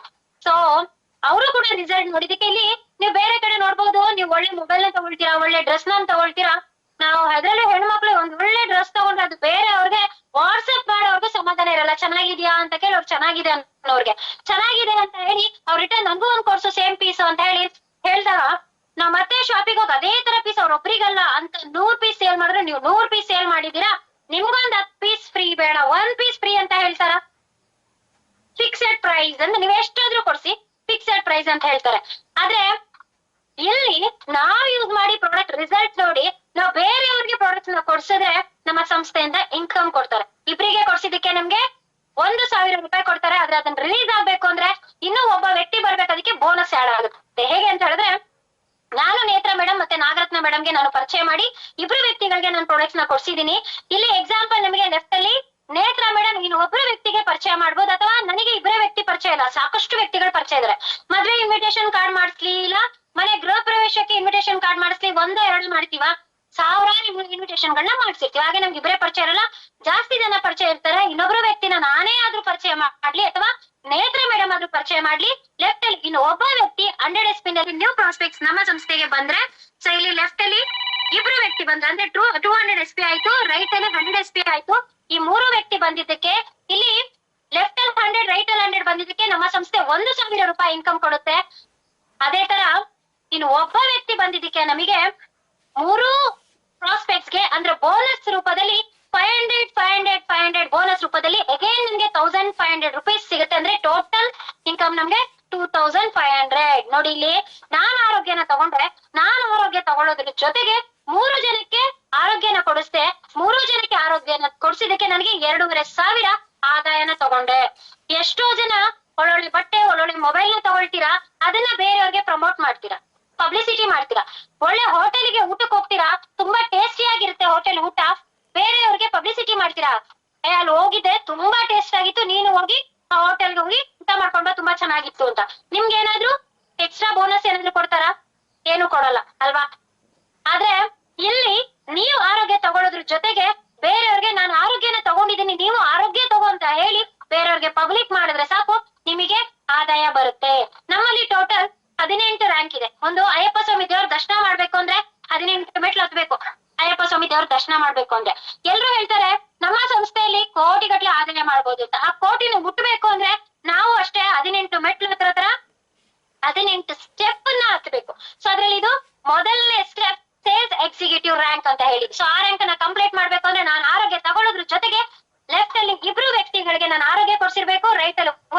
ವ್ಯಕ್ತಿಗಳಿಗೆ ನಾನು ಆರೋಗ್ಯನ ಕೊಡ್ಸಿರ್ಬೇಕು. ಸೊ ಅಷ್ಟು ಕೊಟ್ಟಾಗ ಅವ್ರಿಗೆ 2,500 ಇನ್ಕಮ್ ಬರುತ್ತೆ. ಸೊ ಅದಾದ್ಮೇಲೆ ನಾನು ಪರಿಚಯ ಮಾಡಿರುವಂತ 3 ಜನ ವ್ಯಕ್ತಿ ಏನ್ ಯೋಚನೆ ಮಾಡ್ತಾರೆ?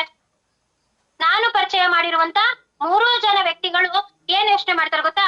ಇಲ್ಲಿ ಪ್ರಿಯಾ ಮೇಡಮ್ ಪ್ರಾಡಕ್ಟ್ಸ್ ನ ತಗೊಂಡ್ರು, ನಮ್ಮ 3 ಜನಕ್ಕೆ ಆರೋಗ್ಯದ ತಗೊಂಡ್ರು, ಆರೋಗ್ಯ ತಗೊಳ್ಳೋದ್ರ ಜೊತೆಗೆ ನಮ್ಮ 3 ಜನಕ್ಕೂ ಆರೋಗ್ಯನ ಕೊಡ್ಸಿದ್ದಾರೆ. ನಾವು 3 ಜನ ಆರೋಗ್ಯ ತಗೊಂಡಿದ್ದಕ್ಕೆ ಇಲ್ಲಿ ಪ್ರಿಯಾ ಮೇಡಮ್ಗೆ 2,500 ಇನ್ಕಮ್ ಬಂತು. ಪ್ರಾಡಕ್ಟ್ ಚೆನ್ನಾಗಿದೆ, ಒಳ್ಳೆ ರಿಸಲ್ಟ್ ಚೆನ್ನಾಗಿದೆ ಅಂತ ಅಂದ ಮೇಲೆ ಒಳ್ಳೆ ಆರೋಗ್ಯ ನಮಗ್ ಸಿಗುತ್ತೆ ಅಂದಾಗ ಅವ್ರಿಗೆ 2,500 ಬಂದಾಗ ನಾನು ಯಾಕೆ ನ್ಯೂ ಪ್ರಾಸ್ಪೆಕ್ಟ್ಸ್ ಗಳಿಗೆ, ಹೊಸ ವ್ಯಕ್ತಿಗಳಿಗೆ ಆರೋಗ್ಯನ ಕೊಡಿಸಬಾರ್ದು ಅಂತ ಹೇಳಿ ಆ 3 ಜನ ಡಿಸೈಡ್ ಮಾಡ್ತಾರೆ. ನಾನ್ 3 ಜನಕ್ಕೆ ಆರೋಗ್ಯ ಕೊಟ್ಟು ನಾನು ಆದಾಯ ತಗೊಂಡಾಗ ಅವ್ರಿಗೂ ಅನ್ಸುತ್ತಲ್ವಾ ನನಗೆ ಆರೋಗ್ಯ ಸಿಕ್ಕಿದೆ ಅಂದ್ಮೇಲೆ ನಾನ್ ಏನಕ್ಕೆ ಪಬ್ಲಿಕ್ ಮಾಡ್ಬಾರ್ದು, ನಾನ್ ಯಾಕೆ ಬೇರೆಯವ್ರಿಗೆ ಪರಿಚಯ ಮಾಡ್ಬಾರ್ದು, ವಿಸ್ಟಾರ್ ವೆಲ್ನೆಸ್ ಪ್ರಾಡಕ್ಟ್ ಬಗ್ಗೆ ನಾನು ಯಾಕೆ ಪರಿಚಯ ಮಾಡ್ಬಾರ್ದು, ಒಳ್ಳೆ ಆರೋಗ್ಯ ಕೊಡೋದ್ರ ಜೊತೆಗೆ ನಾನು ಆದಾಯ ತಗೊಳ್ಬಹುದು ಅಂತ ಹೇಳಿ ಅವ್ರು ಯೋಚನೆ ಮಾಡ್ತಾರೆ. ನಾನ್ ಯಾವ ತರ 3 ಜನ ಪ್ರಾಸ್ಪೆಕ್ಟ್ಸ್ ಗೆ ನಾನ್ ತಗೊಂಡ್ ಬಂದೆ, ಅದೇ ತರ ಅಲ್ಲಿ ಲೆಫ್ಟ್ ಅಲ್ಲಿ ಇರುವಂತ 2 ವ್ಯಕ್ತಿಗಳು 3 ಹೊಸ ಪ್ರಾಸ್ಪೆಕ್ಟ್ಸ್ ಗಳಿಗೆ ನಮ್ಮ ಆರೋಗ್ಯ, ನಮ್ಮ ಕಂಪನಿ ಆರೋಗ್ಯದ ಬಗ್ಗೆ ಅವ್ರಿಗೆ ಪರಿಚಯ ಮಾಡಿಸ್ತಾರೆ. ಸೊ ಅಲ್ಲಿ 6 ಜನ ಹೊಸ ನ್ಯೂ ಪ್ರಾಸ್ಪೆಕ್ಟ್ ಗಳು ನಮ್ಮ ಸಂಸ್ಥೆಗೆ ಬರ್ತಾರೆ. ಹಾಗೆ ರೈಟ್ ಅಲ್ಲಿ ಇರುವಂತ ವ್ಯಕ್ತಿಗಳು ಕೂಡ ಅವರು ಯೋಚನೆ ಮಾಡ್ತಾರೆ, ಎಸ್ ನಾನು 3 ಜನಕ್ಕೆ ಆರೋಗ್ಯನ ಕೊಡ್ಬೇಕು, ನನ್ನ ಸಂಸ್ಥೆಗೆ 3 ಜನ ವ್ಯಕ್ತಿಗಳಿಗೆ ನಾನು ಹೊಸ ವ್ಯಕ್ತಿಗಳಿಗೆ ನಾನು ಪರಿಚಯ ಮಾಡಿಸ್ಬೇಕು ಅಂದ್ರೆ ನ್ಯೂ ಪ್ರಾಸ್ಪೆಕ್ಟ್ಸ್ ಗಳಿಗೆ ನಾನು ಪರಿಚಯ ಮಾಡಿಸ್ಬೇಕು ಅಂತ ಹೇಳಿ ಅವರು ಕೂಡ ಹೊಸ ವ್ಯಕ್ತಿನ ಪರಿಚಯ ಮಾಡಿಸ್ತಾರೆ. ಸೊ ಇಲ್ಲಿ ನಾನು 3 ಜನಕ್ಕೆ ಆರೋಗ್ಯ ಕೊಟ್ಟೆ ಅಲ್ವಾ, 3 ವ್ಯಕ್ತಿಗಳಿಗೆ ನಾನು ಆರೋಗ್ಯ ಕೊಡಿಸಿದೆ, 3 ಜನ ನ್ಯೂ ಪ್ರಾಸ್ಪೆಕ್ಟ್ಸ್ ಗಳಿಗೆ ನಾನು ಆರೋಗ್ಯ ಕೊಟ್ಟಿದ್ದಕ್ಕೆ ನನಗೆ ಯಾವ ತರ ಸಂಸ್ಥೆ 2,500 ಇನ್ಕಮ್ ಕೊಡ್ತು, ಅದೇ ತರ ಅವರು ಯೋಚನೆ ಮಾಡ್ತಾರೆ ನಾನು 3 ಹೊಸ ಪ್ರಾಸ್ಪೆಕ್ಟ್ಸ್ ಗಳಿಗೆ ನಾನ್ ತಂದಾಗ ನನ್ಗೂ ಕೂಡ 2,500 ಇನ್ಕಮ್ ನ ಕೊಡ್ತಾರೆ ಅಂತ. ಇಲ್ಲಿ ಸಂಸ್ಥೆ ನನಗೆ 2,500 ಇನ್ಕಮ್ ಕೊಟ್ಟ ಮೇಲೆ ಆ 3 ವ್ಯಕ್ತಿಗಳಿಗೂ ಕೂಡ 2,500 ಇನ್ಕಮ್ ನ ಕೊಡ್ಲೇಬೇಕು ಅಲ್ವಾ. ನನಗ್ ಕೊಟ್ಟ ಮೇಲೆ ನನಗ್ ಕೊಟ್ಟಿದ್ದಾರೆ ಅಂತ ಅವ್ರು ಕೆಲಸ ಮಾಡಿರ್ತಾರೆ, ಕೊಟ್ಟಿಲ್ಲ ಅಂದ್ರೆ ಬಿಡ್ತಾರ? ಸೊ ಹಾಗೆ ಸಂಸ್ಥೆ ಅವ್ರಿಗೂ ಕೂಡ 2,500 ಇನ್ಕಮ್ ನ ಕೊಡ್ಸುತ್ತೆ. ಆದ್ರೆ ಹೊಸ ಪ್ರಾಸ್ಪೆಕ್ಟ್ಸ್ ಗಳನ್ನ ತಂದಿದ್ದು ಆ 3 ವ್ಯಕ್ತಿಗಳು ಆದ್ರೂ ಕೂಡ ಇನ್ಕಮ್ ಅವ್ರಿಗೆ ಬಂದ್ರು ಕೂಡ ಆ 3 ವ್ಯಕ್ತಿ ತಂದಂತ ಟೋಟಲ್ 3 ಜನ 9 ನ್ಯೂ ಪ್ರಾಸ್ಪೆಕ್ಟ್ಸ್ ನ ಅವ್ರು ತಂದ್ರು ಕೂಡ ಆ SP ಗಳು ನಮಗೆ ಕೌಂಟ್ ಆಗೋದ್ರಿಂದ ಆ 3 ಜನ ಇನ್ಕಮ್ ಏನ್ ತಗೊಂಡಿದ್ದಾರೆ 2,500 ಒಟ್ಟು ಇನ್ಕಮ್ 7,500 ನಮ್ಮೊಬ್ರಿಗೆ ಬರುತ್ತೆ, ಅದು ಸೆಕೆಂಡ್ ರ್ಯಾಂಕ್. ಇಲ್ಲಿ ನಾವು ಆರೋಗ್ಯ ತಗೊಳ್ಳೋದ್ರ ಜೊತೆಗೆ ಬೇರೆಯವ್ರಿಗೆ ಆರೋಗ್ಯ ಕೊಡ್ಸಿದ್ರೆ ಸಾಕು ನಮಗೆ ಆದಾಯ ಬರುತ್ತೆ. ಅಂದ್ರೆ ನಾನೀಗ ಆರೋಗ್ಯ ತಗೊಂಡೆ, ನಾನು 3 ವ್ಯಕ್ತಿಗಳಿಗೆ ಪರಿಚಯ ಮಾಡಿಸಿದೆ. ಸೊ ಆ 3 ನ್ಯೂ ಪ್ರಾಸ್ಪೆಕ್ಟ್ಸ್ ಗಳು ಏನ್ ಮಾಡ್ತಾರೆ, ಅವ್ರು ತಗೊಂಡಿದ್ದಕ್ಕೆ ನಾನು 2,500 ಇನ್ಕಮ್ ನ ತಗೊಂಡಿದ್ದೀನಿ, ಆ 3 ವ್ಯಕ್ತಿಗಳಿಗೂ ಒಳ್ಳೆ ಆರೋಗ್ಯ ಸಿಕ್ತು, ನಾನು ಆದಾಯ ಮಾಡ್ಬೇಕು ಅಂತ ಹೇಳಿ ಅವರು ಕೂಡ ಹೊಸ ನ್ಯೂ ಪ್ರಾಸ್ಪೆಕ್ಟ್ಸ್ ಗಳನ್ನ ಪರಿಚಯ ಮಾಡಿ ಅವರು ಕೂಡ 2,500 ಇನ್ಕಮ್ ನ ತಗೊಂಡ್ರು. ಬಟ್ ಆ 3 ವ್ಯಕ್ತಿ ತಗೊಂಡಂತ ಟೋಟಲ್ ಇನ್ಕಮ್ ನಾನು ಒಬ್ಬಳೇ ತಗೊಂಡಿದ್ದೀನಿ. ಇಲ್ಲಿ ನಾನ್ ಮಾತ್ರ ಆರೋಗ್ಯ ತಗೊಳ್ಳೋದಲ್ಲ, ಇಲ್ಲಿ ನನಗೆ ಆದಂತ ಒಂದು ಟೀಮ್ ಬಂತು ಅಲ್ವಾ. ಮೊದಲಿದ್ದು 2 ನ್ಯೂ ಪ್ರಾಸ್ಪೆಕ್ಟ್ಸ್, 2 ನನ್ಗೆ ಲೆಫ್ಟ್ ಅಲ್ಲಿ ಇದ್ರು, ರೈಟ್ ಅಲ್ಲಿ ಒಬ್ರು ಇದ್ರು.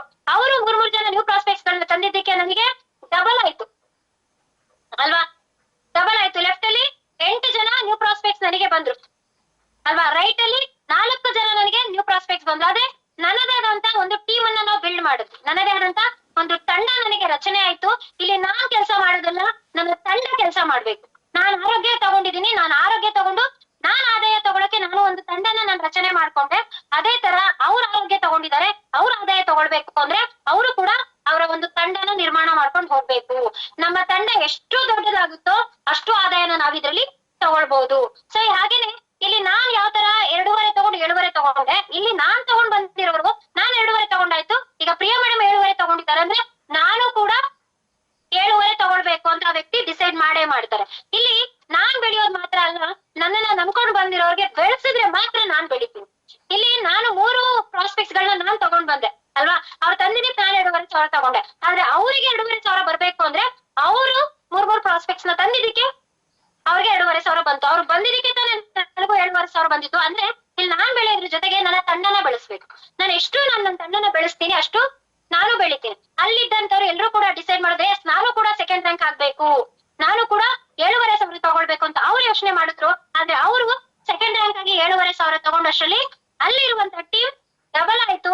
ಅಲ್ಲಿ ಡಬಲ್ ಆದಂತ SP ಗಳು ನನಗೆ ಕೌಂಟ್ ಆಯ್ತು. ಸೊ ಅಲ್ಲಿರುವಂತ SP ಗಳು ನನಗೆ ಕೌಂಟ್ ಆಯ್ತು. ಅಂದ್ರೆ ಮೊದಲು 200:100 ಅಂದ್ರೆ 200 SP ಲೆಫ್ಟ್ ಅಲ್ಲಿ ಆಯ್ತು, 100 SP ಅಂತ ರೈಟ್ ಅಲ್ಲಿ 100 SP ಆಯ್ತು. ಅದು ಡಬಲ್ ಆದಾಗ ಲೆಫ್ಟ್ ಅಲ್ಲಿ 600 ಆಯ್ತು, ರೈಟ್ ಅಲ್ಲಿ 300 SP ಆಯ್ತು. ಅದಾದ್ಮೇಲೆ ಥರ್ಡ್ ರ್ಯಾಂಕಿಗೆ ಲೆಫ್ಟ್ ಅಲ್ಲಿ 1,200 SP ಆಯ್ತು, ರೈಟ್ ಅಲ್ಲಿ 600 SP ಆಯ್ತು. ಅಂದ್ರೆ ಇದೆಲ್ಲ ನಾನ್ ಮಾಡುವಂತದ್ದಲ್ಲ, ನನ್ನ ತಂಡ ಮಾಡುವಂತದ್ದು. ಈ SP ಗಳನ್ನ ನನ್ನ ತಂಡ ಮಾಡಿದ್ರು ಕೂಡ ಆ SP ಗಳು ನನಗೆ ಕೌಂಟ್ ಆಗಿ ನನಗೆ ಇನ್ಕಮ್ ಥರ್ಡ್ ರ್ಯಾಂಕ್ ಅಲ್ಲಿ ಬಂದಿದ್ದು 15,000 ಅಂದ್ರೆ ಇನ್ಸೆಂಟಿವ್ ಅಮೌಂಟ್ 6,000, ಬೋನಸ್ ಅಮೌಂಟ್ 9,000. ನಾನು ಫಸ್ಟ್ ಹೇಳ್ದೆ ನಿಮ್ಗೆ ಏನ್ 2,500 ಬಂತು ಪೇರ್ ಮ್ಯಾಚಿಂಗ್ 1:1 ಗೆ ನನಗೆ 1,000 ಬಂತು.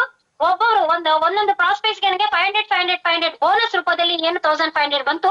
ಟೋಟಲ್ ಇನ್ಕಮ್ ನನಗೆ 2,500. ಅದೇ ತರ ಇಲ್ಲಿ ಥರ್ಡ್ ರ್ಯಾಂಕಿಗೆ ನನಗೆ ಲೆಫ್ಟ್ ಅಲ್ಲಿ ಏನಾಯ್ತು, ನನಗೆ 6 ಮೆಂಬರ್ಸ್ ಅಂದ್ರೆ ಮ್ಯಾಚಿಂಗ್ ಇನ್ಕಮ್ ಅಂತ 6,000 ಇನ್ಸೆಂಟಿವ್ ಅಮೌಂಟ್ ಬಂತು. ಸೊ ಸಿಂಗಲ್ ಪರ್ಸನ್ ಗೆ ನನಗೆ ಬೋನಸ್ ಅಂತ ಹೇಳಿ 9,000 ಬಂತು. ಸೊ ಟೋಟಲ್ ಇನ್ಕಮ್ ನನಗೆ 15,000 ಥರ್ಡ್ ರ್ಯಾಂಕ್ ಅಲ್ಲಿ ಬರುತ್ತೆ. ಸೊ ಅದಾದ್ಮೇಲೆ ನೆಕ್ಸ್ಟ್ ರ್ಯಾಂಕ್ ಬಂದ್ರೆ ಫೋರ್ತ್ ರ್ಯಾಂಕ್. ಸೊ ಇಲ್ಲಿ ಅರ್ಥ ಮಾಡ್ಕೊಳ್ಳಿ, ಇಲ್ಲಿ ನಾನು ಯಾವುದೇ ರೀತಿಯಾದಂತ ಇನ್ವೆಸ್ಟ್ಮೆಂಟ್ ಮಾಡಿಲ್ಲ. ನನಗೆ ಬೇಕಾಗಿರುವಂತ ಅಂದ್ರೆ ನನ್ನ ಆರೋಗ್ಯಕ್ಕೆ ಬೇಕಾಗಿರುವಂತ ಪ್ರಾಡಕ್ಟ್ಸ್ ಅಷ್ಟೇ ನಾನು ಬೈ ಮಾಡಿದ್ದು. ಅಂದ್ರೆ ಝೀರೋ ಇನ್ವೆಸ್ಟ್ಮೆಂಟ್ ನಾನು ಮಾಡಿದ್ದು. ನನಗೆ ಆರೋಗ್ಯದ ಸಮಸ್ಯೆ ಇತ್ತು. ಎಕ್ಸಾಂಪಲ್, ನಾನೀಗ ಮೆಡಿಕಲ್ ಹೋಗ್ತೀನಿ, ನನಗೆ ಕೆಮ್ಮು ಶೀತ ಜ್ವರ ಏನೋ ಇದೆ, ಮೆಡಿಕಲ್ ಅಲ್ಲಿ ಟ್ಯಾಬ್ಲೆಟ್ ತಗೊಳ್ತೀನಿ. ಟ್ಯಾಬ್ಲೆಟ್ ತಗೊಂಡು ನಾನು ರಿಕವರ್ ಆಗ್ತೀನಿ. ಅಗೇನ್ ನಾನು ನೆಕ್ಸ್ಟ್ ಡೇ ಹೋಗ್ಬಿಟ್ಟು ನಾವು ದುಡ್ಡು ಕೊಟ್ಟಿದ್ದೆಲ್ಲ ಕೊಡಿ ಅಂತ ಕೇಳ್ತೀವ? ಇಲ್ಲ. ನಮ್ಗೆ ಮೈಂಡ್ ಸೆಟ್ ಆಗಿರುತ್ತೆ, ನನಗೆ ಆರೋಗ್ಯದ ಸಮಸ್ಯೆ ಇತ್ತು, ಆರೋಗ್ಯದ ಕೊರತೆ ಇತ್ತು, ಮೆಡಿಕಲ್ ಹೋದೆ, ಮೆಡಿಸಿನ್ ತಗೊಂಡೆ, ನನ್ನ ಆರೋಗ್ಯ ಸರಿ ಆಯ್ತು ಅಂತ. ಅದೇ ತರ ಇಲ್ಲೂ ಅಷ್ಟೇ, ನನಗೆ ಆರೋಗ್ಯದ ಸಮಸ್ಯೆ, ಆರೋಗ್ಯದ ಕೊರತೆ ಇರುತ್ತೆ. ನಾವು ಪ್ರಾಡಕ್ಟ್ ನ ಬೈ ಮಾಡ್ತೀವಿ, ಆರೋಗ್ಯದ ಸಮಸ್ಯೆಯಿಂದ ಹೊರಗ್ ಬರ್ತೀವಿ ಅಷ್ಟೇ. ಜಸ್ಟ್ ನಮ್ಮ ಆರೋಗ್ಯನ ರಿಕವರ್ ಮಾಡ್ಕೊಂಡ್ರೆ ಸಾಕು, ನಾವು ಆದಾಯನ ಮಾಡ್ಬೋದು. ನಾವ್ ಎಷ್ಟು ಜನಕ್ಕೆ ಆರೋಗ್ಯನ ಕೊಡ್ತೀವಿ ಅಷ್ಟು ಆದಾಯನ ನಾವು ಮಾಡ್ಕೊಳ್ಬಹುದು.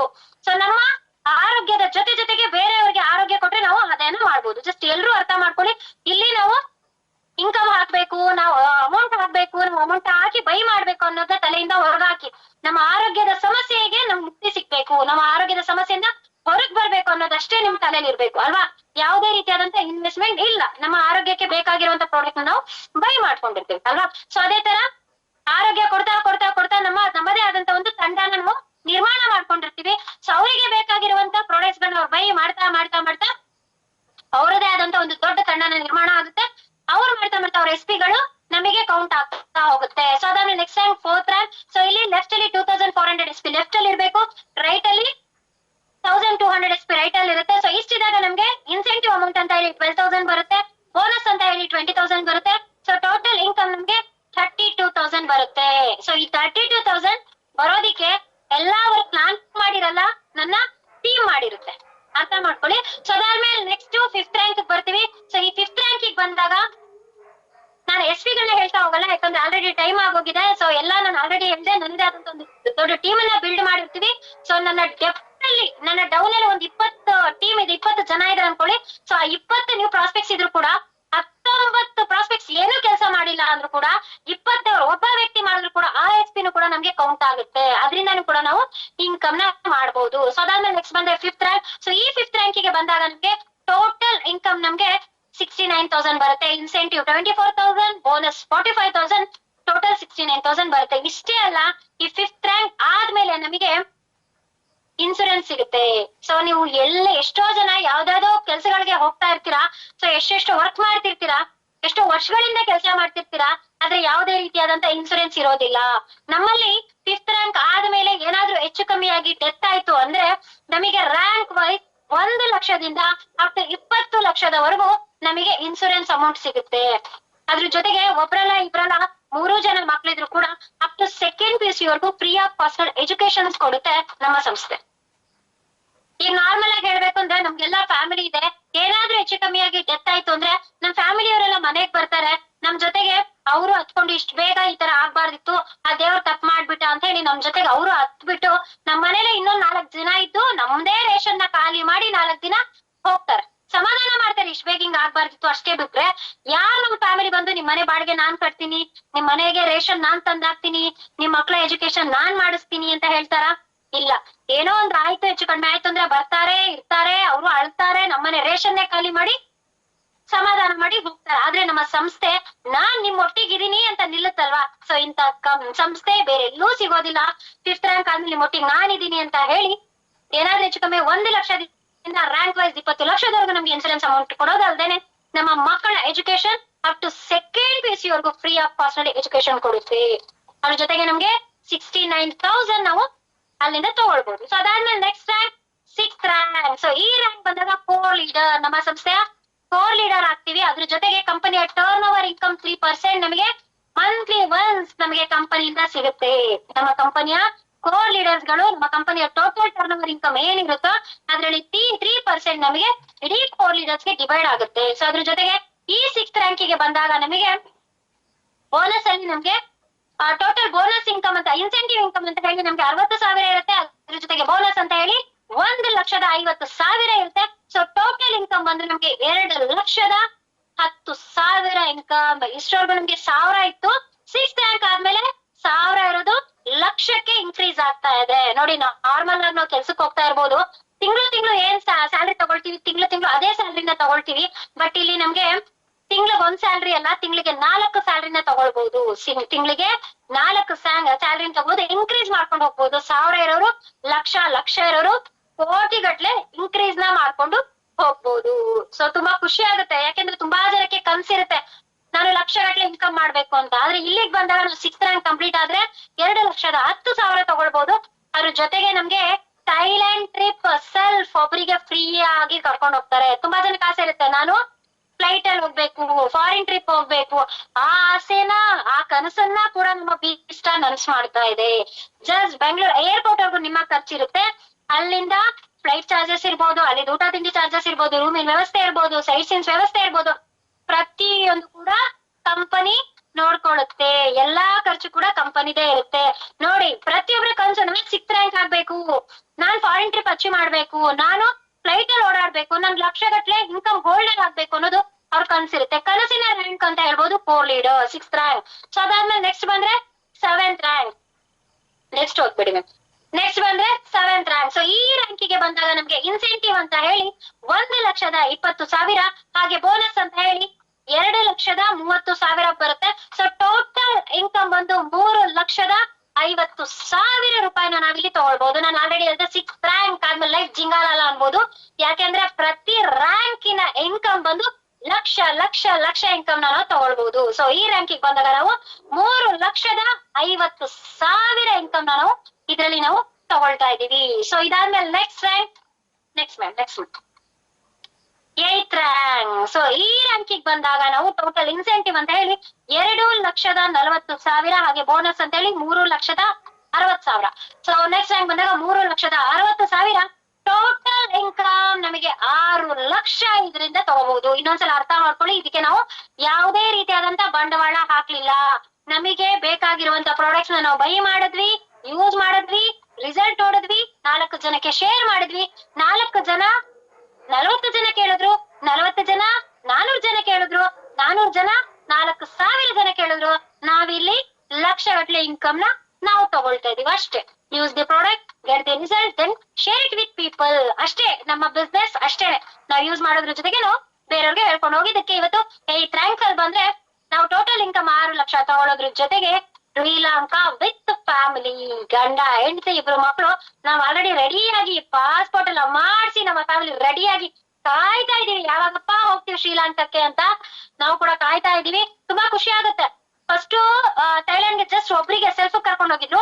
ಅದೇ 8th ರ್ಯಾಂಕ್ ಕಂಪ್ಲೀಟ್ ಆಗ್ತದೆ, ನೀನು ಒಬ್ರು ಹೋಗಿದ್ದಾಯ್ತು, ನಿಮ್ ಹಸ್ಬೆಂಡ್ ಕರ್ಕೊ, ನಿಮ್ ಮಕ್ಳನ್ನು ಕರ್ಕೊ ಅಂತ ಹೇಳಿ 4 ಜನಕ್ಕೆ ಶ್ರೀಲಂಕಾ ಟ್ರಿಪ್ ಫ್ಯಾಮಿಲಿಗೆ ಫ್ರೀ ಆಫ್ ಕಾಸ್ಟ್ ನಲ್ಲಿ ಕರ್ಕೊಂಡು ಹೋಗ್ತಾ ಇದ್ರು. ಸೊ ಅದಾದ್ಮೇಲೆ next rank 9th rank. So ಈ 9th ರ್ಯಾಂಕಿಗೆ ಬಂದಾಗ ನಮ್ಗೆ ಇನ್ಸೆಂಟಿವ್ ಅಂತ ಹೇಳಿ 4,80,000, ಹಾಗೆ ಬೋನಸ್ ಅಂತ ಹೇಳಿ 8,20,000. ಟೋಟಲ್ ಇನ್ಕಮ್ 13 ಲಕ್ಷ ರೂಪಾಯಿ. ನಿಮಗೆ ಗೊತ್ತಿದ್ದಂಗೆ ಈಗಷ್ಟೇ ನಮ್ಮ ಕೇಶವಮೂರ್ತಿ ಸರ್ ತಗೊಂಡ್ರಲ್ವಾ, ಸೊ 13 ಲಕ್ಷ ಟೋಟಲ್ ಇನ್ಕಮ್ ನ ತಗೊಳ್ಬಹುದು. ಸೊ ಎಲ್ರು ಕೂಡ ಅವರು ಅಷ್ಟೇ ಯಾವುದೇ ರೀತಿಯಾದಂತ ಬಂಡವಾಳ ಹಾಕಿಲ್ಲ. ಅವರಿಗೆ ಬೇಕಾಗಿರುವಂತ ಪ್ರಾಡಕ್ಟ್ಸ್ ನ ಬೈ ಮಾಡಿದ್ರು, ಯೂಸ್ ಮಾಡಿದ್ರು, ರಿಸಲ್ಟ್ ನೋಡಿದ್ರು, ಶೇರ್ ಮಾಡಿದ್ರು, ಲಕ್ಷಗಟ್ಟಲೆ ಇನ್ಕಮ್ ನ ಅವ್ರು ಮಾಡಿಸ್ಕೊಂಡ್ರು. ಅದ್ರ ಜೊತೆಗೆ ದುಬೈ ಟ್ರಿಪ್ ಕಪಲ್, ಸೊ ಗಂಡ ಹೆಂಡತಿ ಇಬ್ರು ಕೂಡ ದುಬೈ ಟ್ರಿಪ್ ಗೆ ಫ್ರೀ ಆಫ್ ಕಾಸ್ಟ್ ನಮ್ಗೆ 13 ಲಕ್ಷ ಕೊಡೋದ್ರ ಜೊತೆಗೆ ಫಾರಿನ್ ಟ್ರಿಪ್ ಸುತ್ತಾಡ್ಕೊಂಡ್ ಬಾ ಅಂತ ಹೇಳಿ ದುಬೈ ಟ್ರಿಪ್ ಗೆ ಕಳಿಸ್ಕೊಡ್ತಾ ಇದೆ ಕಂಪನಿ. ಸೊ ಅದಾದ್ಮೇಲೆ next rank 10th rank. So ಈ 10th ರ್ಯಾಂಕಿಗೆ ತುಂಬಾ ಜನದ ಕನ್ಸು, ನಾನ್ 10th ರ್ಯಾಂಕ್ ಕಂಪ್ಲೀಟ್ ಆಗ್ಬೇಕು ಅಂತ ಹೇಳಿ ಡೈಮಂಡ್ ರ್ಯಾಂಕ್, ಕನಸಿನ ರ್ಯಾಂಕ್ ಡೈಮಂಡ್ ರ್ಯಾಂಕ್ ಅಂತ ಹೇಳ್ಬೋದು. ಈ ರ್ಯಾಂಕಿಗೆ ಬಂದಾಗ ನಮಗೆ ಟೋಟಲ್ ಇನ್ಕಮ್ ಇನ್ಸೆಂಟಿವ್ ಅಲ್ಲಿ 9,60,000, ಬೋನಸ್ ಅಲ್ಲಿ 12,40,000, total income 22 lakh. So present ನಾನು ಈ ರ್ಯಾಂಕ್ ಅಲ್ಲಿ ಇದೀನಿ. ಸೊ ನಿಮ್ಮೆಲ್ಲರ ಆಶೀರ್ವಾದ, ಆದಷ್ಟು ಬೇಗ ಈ ರ್ಯಾಂಕ್ ಕಂಪ್ಲೀಟ್ ಮಾಡ್ತಿದ್ದೀನಿ. ನಾನು ಕೂಡ ಬಂದಿದ್ದು ಜಸ್ಟ್ ಪ್ರಾಡಕ್ಟ್ ನ ಯೂಸರ್ ಮಾಡಿದೆ. ಸೊ ಪ್ರಾಡಕ್ಟ್ ಯೂಸರ್ ಆದೆ, ಪ್ರಾಡಕ್ಟ್ ನ ಯೂಸ್ ಮಾಡಿ ರಿಸಲ್ಟ್ ನೋಡಿ, ಆ ರಿಸಲ್ಟ್ ಬಂದ ಮೇಲೆ ನಾನು ಈ ಸಂಸ್ಥೆಗೆ ಬಂದಿದ್ದು. ಸೊ ಈ ಸಂಸ್ಥೆಗೆ ಬಂದ ಮೇಲೆ ನಾನು ಇಷ್ಟು ಇನ್ಕಮ್ ಮಾಡಿದ್ದೀನಿ ಅಂತ ಹೇಳಕ್ ಇಷ್ಟಪಡ್ತೀನಿ. ನಮ್ಮಲ್ಲಿ ಇಷ್ಟೇ ಅಲ್ಲ, ಟೋಟಲ್ 18 ರ್ಯಾಂಕ್ವರೆಗೂ ಇದೆ. ಈಗ ನಾನು LKG ಮಕ್ಳಿಗೆ ತಗೊಂಡೋಗಿ 10th ಸ್ಟ್ಯಾಂಡರ್ಡ್ ಹೇಳ್ಬಿಟ್ರೆ ಎಲ್ಲ ಅರ್ಥ ಮಾಡ್ಕೊಬಿಡುತ್ತ ಮಕ್ಳು. ಸೊ ಅದೇ ತರ ಹೊಸಬ್ರು ತುಂಬಾ ಜನ ಇದ್ದೀರಾ, ನಿಮ್ಗೆ ಒಟ್ಟಿಗೆ 18 ರ್ಯಾಂಕ್ವರೆಗೂ ಒಟ್ಟಿಗೆ ಹೇಳ್ಬಿಟ್ರೆ ತಲೆಗೆ ಹೋಗಲ್ಲ. ಸೊ ಹಾಗಾಗಿ ನಾನು 10 ರ್ಯಾಂಕಿಗೆ ಸ್ಟಾಪ್ ಮಾಡ್ತೀನಿ, ಯಾಕಂದ್ರೆ ಆಲ್ರೆಡಿ ಟೈಮ್ ಆಗ್ತಾ ಬಂದಿದೆ. ಸೊ ಹಾಗಾಗಿ 10 ರ್ಯಾಂಕಿಗೆ ನಾನು ನಿಲ್ಲಿಸ್ತಾ ಇದ್ದೀನಿ. ಸೊ ಎಲ್ರಿಗೂ ಹೇಳೋದಿಷ್ಟೇ, use the product, get the result, then share it with people ಅಂತ. ನಿಮಗೆ ಬೇಕಾಗಿರುವಂತ ನಿಮ್ಮ ಆರೋಗ್ಯಕ್ಕೆ ಸಂಬಂಧಪಟ್ಟಂತ ಏನು ಆರೋಗ್ಯದಲ್ಲಿ ಏನ್ ಸಮಸ್ಯೆ ಇದೆ, ಆ ಸಮಸ್ಯೆಗೆ ತಕ್ಕಂತ ಪ್ರಾಡಕ್ಟ್ ನ ಯೂಸ್ ಮಾಡಿ ರಿಸಲ್ಟ್ ನೋಡಿ, ಆಮೇಲೆ 4 ಜನಕ್ಕೆ ಶೇರ್ ಮಾಡಿದ್ರೆ ಸಾಕು. ನೀವು ಕೂಡ ನಿಮ್ಮ ಲೈಫ್ ಅನ್ನ ಲೈಫ್ ಸ್ಟೈಲ್ ಆಗಿ ಕನ್ವರ್ಟ್ ಮಾಡ್ಕೊಂಡು ಲಕ್ಸುರಿ ಲೈಫ್ ಸ್ಟೈಲ್ ನ ಲೀಡ್ ಮಾಡಬಹುದು. ನಿಮಗೆ ಬೇಕಾದಂತ ಕಾರು, ಮನೆ, ಫಾರಿನ್ ಟ್ರಿಪ್ಸ್ ಎಲ್ಲಾನು ಕೂಡ ಸಿಗುತ್ತೆ, ಜಸ್ಟ್ ನಿಮ್ಮ ಆರೋಗ್ಯ ತಗೊಳ್ಳೋದ್ರಿಂದ, ಜೊತೆಗೆ ಆರೋಗ್ಯದ ಬಗ್ಗೆ ಬೇರೆಯವ್ರಿಗೆ ಶೇರ್ ಮಾಡೋದ್ರಿಂದ ಇಷ್ಟೆಲ್ಲ ತಗೊಳ್ಬಹುದು ಅಂತ ಹೇಳ್ತಾ, ಇವತ್ತಿನ MC ಕಾರ್ಯಕ್ರಮ ಮಾಡಿದಂತ ನಮ್ಮ ನಳಿನಿ ಮೇಡಮ್ಗೆ, ಹಾಗೆ ಸ್ಕ್ರೀನ್ ಶೇರ್ ಮಾಡಿದಂತ ನಮ್ಮ ಸರಸ್ವತಿ ಮೇಡಮ್ಗೆ, ಇಬ್ರಿಗೂ ಥ್ಯಾಂಕ್ ಯು ಹೇಳ್ತಾ ನನ್ನ ಮಾತನ್ನ ಮುಗಿಸ್ತಾ ಇದ್ದೀನಿ. Thank you so much.